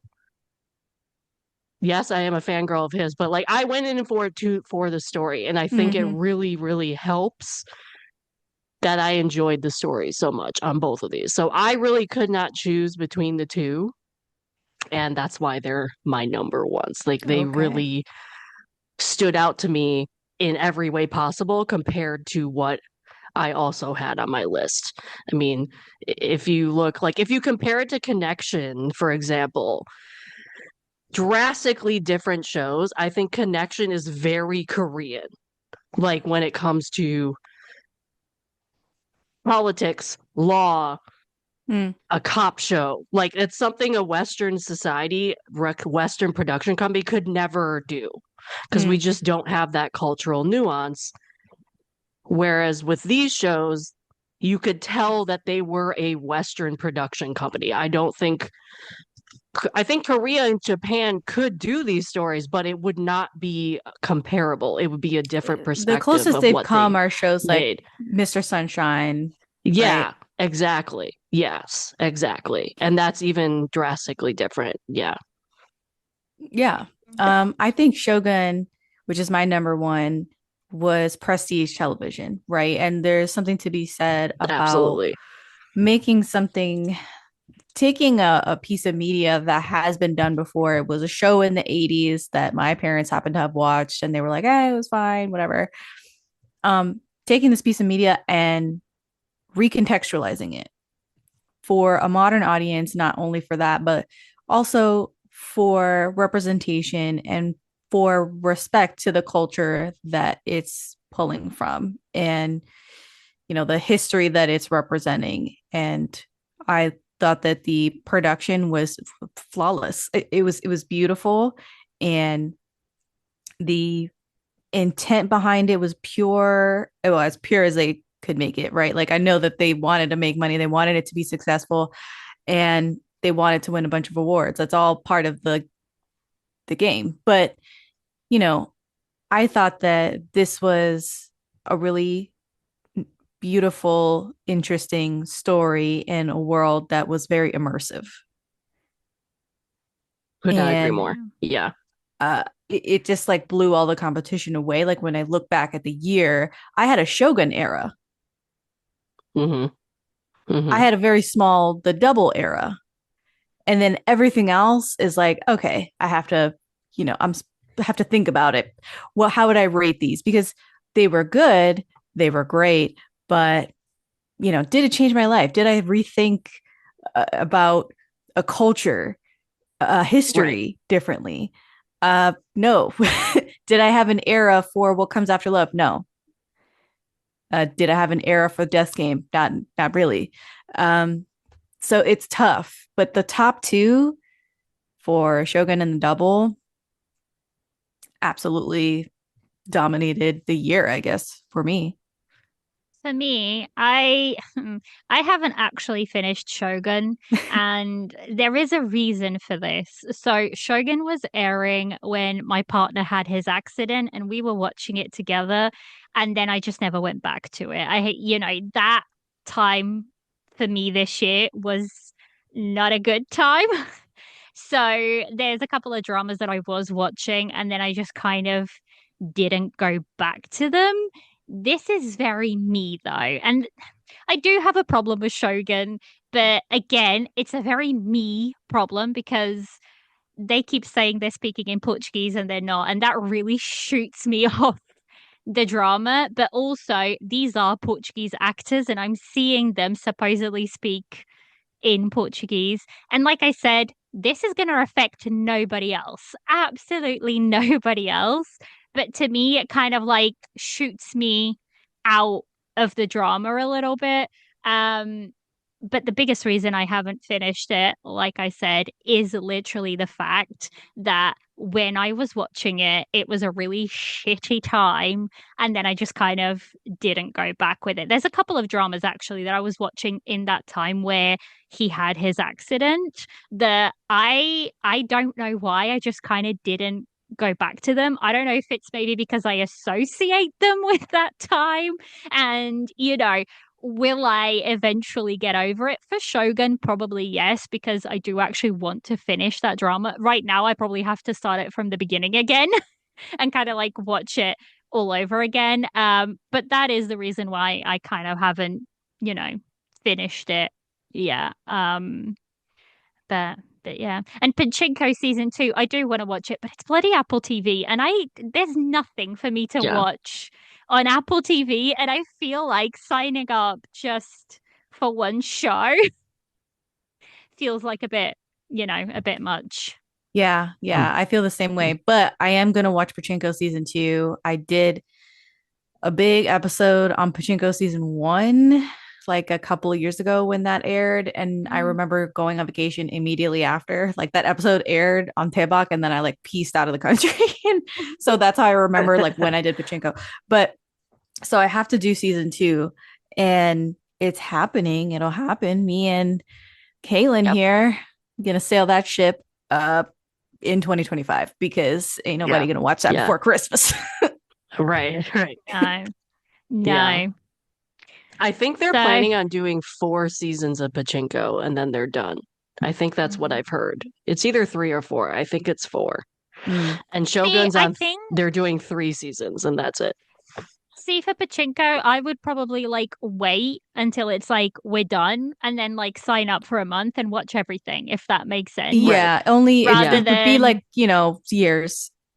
yeah, Yeah. yeah, Yeah. yeah. It would But be I like Like years. to be season one honest, I aired think in season one was 2022. 2021. yeah. 2021, I Was it think. 2021? I thought it was Uh, 2022. I thought it was 2021. Pretty sure it was Let me But look that 2022. up really quick. But to be And fair, then I it don't took 2 mind years for the waiting. next season to come out. But I'm not like it's not like I mind waiting, and I'm not the kind of person who's like, oh my gosh, spoilers, spoilers. But like, if I get spoiled, I get spoiled. It does not like bother me in the Let me just say, slightest the way that Apple whatsoever. TV Plus promotes its shows, you're not going to get spoiled. No. Yeah, no, Yeah. not really. You're not going to It get came spoiled. out in So 2022. You're correct, Jess. Yeah. yeah, Apparently, I mean, so there's a lot of good TV on Apple TV, but yes, they They do do not not. promote Yeah. they do not Infamously. promote I'm it. guessing I'm Yeah. guessing it's mainly like American shows and whatnot. Oh yeah. I mean, they have a couple. It depends. They don't have a lot. It's not like Mm. Netflix or Viki, that's for But sure. it's Yeah. good Yeah. shit is the Yeah. problem. And then Yeah, the they problem. don't Yeah. say that they have this. It's like people just Mm. stumble upon these amazing shows and they're like, "Have you guys heard of this show on Apple TV Right. Plus?" Yeah. Look, Right. guys, look. I have a Yoku. I have a Yoku subscription. I have a WeTV subscription. I have an iQIYI subscription. Viki, Netflix. It all bloody adds up, and choices have got to be made. So, I understand when I finally press play on Pachinko season 2, it's going to be one of those like sign up for a free trial thing and I have to watch it within like a few Right. days Right. and then I Yeah. shut it off. Yeah, mm, cuz Yeah. yeah. no one's So going to sit I here and think pay for Apple TV Plus. no. And the thing is, I think I can't like I don't know if Apple TV like the app itself is even available like on Fire Sticks and stuff like that. It is, well, I get it on Uh, my TV. I have a Fire uh, TV. The at reason least why there's I have Apple TV is because it comes with a subscription I already have. okay. So No, that like makes I'm Ah. not sense. paying separately for it. I'm paying for the subscription and I'm getting it within this Yeah. subscription. Yeah. That's why I have it. Mhm, mhm. Yeah. Okay, so So are we done? Wait, we are did you give your done. number With one? our not Yeah, with our my number honorable one was mentions, what? but Yeah, mine was Honorable what mentions. comes after love. So we're gonna do honorable mentions. Caitlin, do you want to just fire yours away? Like, let's do this rapid sure. fire. Sure. Okay, honorable mentions. Marry my husband. So good. Okay, So juicy. got it. Okay. This is an honorable mention because it's not a drama, but I'm still gonna name it Culinary Class Wars. I had so much fun Oh, with this show on Netflix. If you like a cooking show, you should do it. This is not a 2024 drama, which is why it's an honorable mention. The Long Night. That's a Chinese drama. One of the best oh, crime dramas I watched this year, what the hands down. hell? Okay. So good. So Um, good. So so good. good. Yeah. Atypical Family, which we talked about.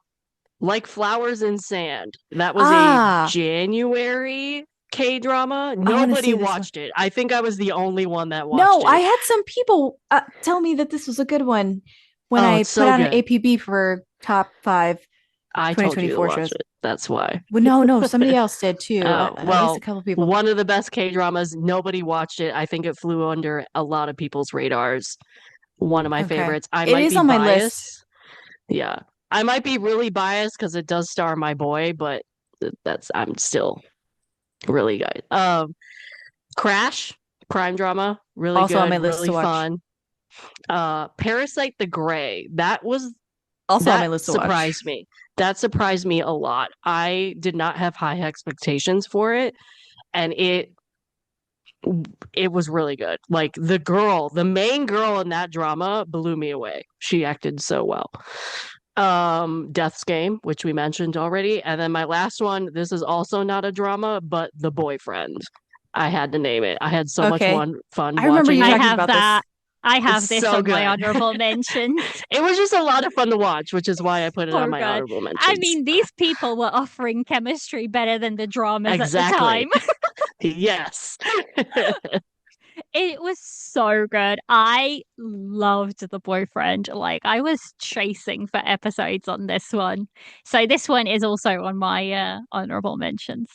What about you, Jess? What are your honorable Yeah, so I don't mentions? have that many. Ready Set Love from Thailand, which we already Mhm. mentioned. The Trunk, which I we're gonna Yeah. do an episode on it later, but like that was an honorable mention. And then Mr. Plankton, which was also like a very off kilter romance Yeah, but it was good. It was good. Woo Do-hwan is excellent. I think he's an excellent actor. And the girl from Squid Game season 1 Mhm. is in it too. So very good. Very good stuff. Right. So for me, I have Marry My Husband, the atypical family, Do I the have to watch boyfriend. Marry My Husband? Is it that great? Oh, I It's really just liked it's it. a lot of fun. There is Yeah. It's fun. there's one character that enters in the second half that was not needed Nah. at Yeah, I all. know exactly who But you I know mean. who it is. other than her, it was just a lot of fun to watch. It was Okay. like crack, basically. Like All Hmm right. I hmm personally liked My Perfect Marriage better, in Oh, my opinion. I would agree. okay. I would agree. But I would agree. it was fun having like My Perfect Marriage aired in like End of November, 2023. December, and then this aired in January, February. So it Correct. was, yeah, it was a lot of fun. The I follow-up. think that Yeah, I think the difference between those two is the fact that if I'm remembering correctly, guys, this was a year ago, but if I'm remembering correctly, my perfect marriage is 12 episodes and Marry My Yeah, Husband is longer and it didn't need to be. Like if it right. was shorter, it would have been tighter and it would have just like stood up there with My Perfect Marriage Revenge. I think that's the only like thing But for Marry My me Husband that is a kicks it makjang. down uh, Yeah, I mean, it's a revenge story. I would say it's mini makjang. I wouldn't say it's full blown makjang. Makjang No. Light. Yeah, Yeah, Makjang it's like Light. Yeah, makjang yeah. light. It's Yeah, Time yeah, Slip, Makjang Light. Yeah. Okay. Okay. yeah, It's kind of like the setup actually is similar, but the setup is similar to the double in the sense that the yeah. opening scenes are very similar, but it's modern Right. day as opposed to being, Okay. historical. That's All like right. actually, that's what I would almost say, Yeah. is a If you good. like the double, you'll have fun with this. Yeah, All I think right. so. I All mean, I right. think the double is better, but this is Same. also, Uh, yeah, the double is you could better never for convince me that Marry sure. My Husband was gonna be better than the double. No, no, Okay. there's no way. So talk to me. What else did you have on your honorable mentions? Uh, where was I? You So, mentioned Marry My Husband, and then I like derailed you. okay, so Marry My Husband, The Atypical Family, The Boyfriend, The Trunk, and The then the only trunk. one that I have, yeah, the only one that I have that you guys don't is No Gay, No Love. Look, arguably, is it a good Okay. drama? So Not we want necessarily. No Gain, No Love is the other one that I'm currently watching. I think I'm on episode 7 or something. What did you love about No Gain, No Love? I'm curious. It's not necessarily that I loved it. I just had fun It's with on your it. honorable mentions. Yeah, doesn't necessarily like my. I don't think like my honorable, like my top five. Those I loved. My honorable mentions, I like. I liked these shows. That's how I look at Oh, them. That's how I look at them. But okay. like, No Gain, No Love is not going to be for everybody because is it good? Uh, Probably not. But I had fun with it. It is very much, and the thing is, I quite liked that it says it's a rom-com and it is a It rom-com. is, yeah. So, if you like rom-coms, you are probably going to enjoy No Gay, No Love. If you're not a rom-com lover, you're probably not going to enjoy this that much. So, it's a lot of hijinks. It's a lot of like, it's a Nuna romance. Like, It is. I, I think there's 12 I just had years fun with it. between Shin Mina and the male lead, whoever Mm-hmm, plays that. I mm-hmm. forget his name. But Uh, yeah, it's there. It's going. I Going just don't think that guy has given anything in this Kim show. Young Dae. Kim That's his Young name. Dae. Yeah, Kim Young Dae. Yeah. Yeah, yeah. I just had fun with it. Like it's not a top Shin Mina is drama. so charming. She's so I charming. She love really her. is. I Yeah. love her character. I feel like, I truly love her character. And I think there's plot points that I kind of enjoy, especially like her mother's story and her relationship with her mother. Like that is a plot point that I really enjoyed because it's like I'm trying not to give any spoilers. She's trying to like deal with that relationship when she can't really talk it out with her mother, No. even though her mother is there. So Mhm. although on the surface it's very rom-commy, it's very tropey. And I think also what it is, when I watched this, I was in the exact perfect mood for it. So Mm, that's why it hit how it hit. gotcha. So yeah. Yeah. So Nice. All right. Well, so that's it, right? well, Well, we hold just on. got a couple of FYI, Jess. questions. Oh, yeah, sure. FYI, Jess.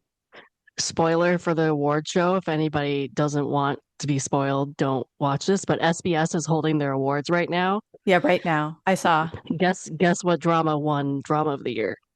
Is it Connection? Yes. Oh my One drama of the year God. at SBS? All Yeah. right.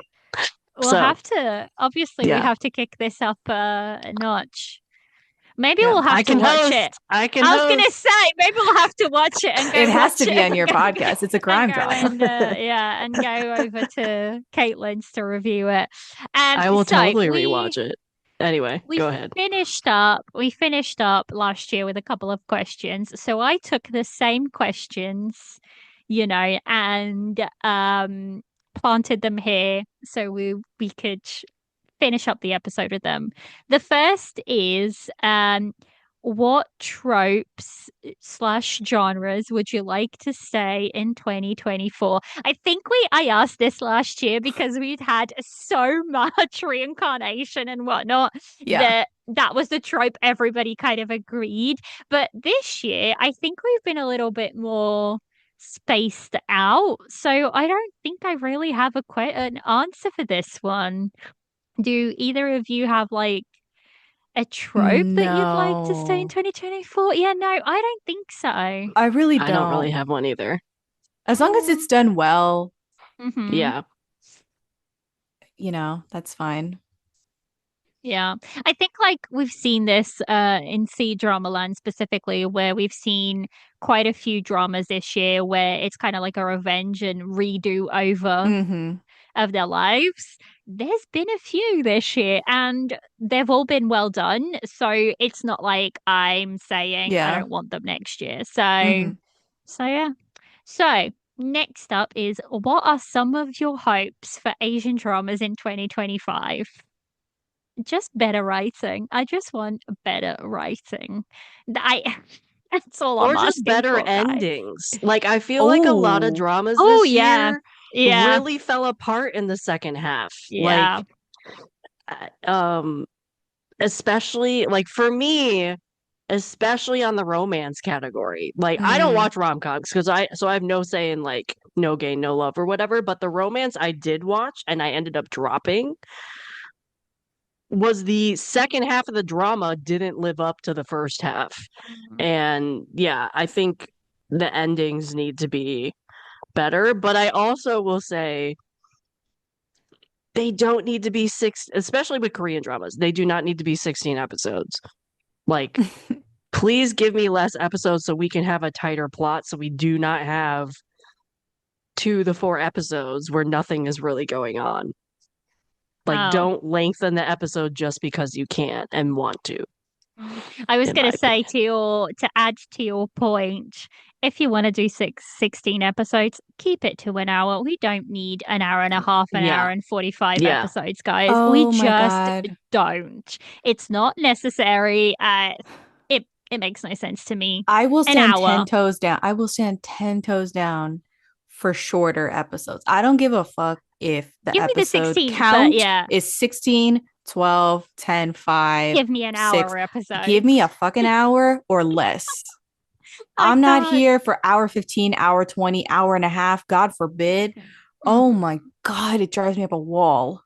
This was what like I had a lot of problems with Queen of Tears, but this was one of my major complaints. They were pushing an hour 50 Oh, sometimes, and I'm like, this is a bloody heinous.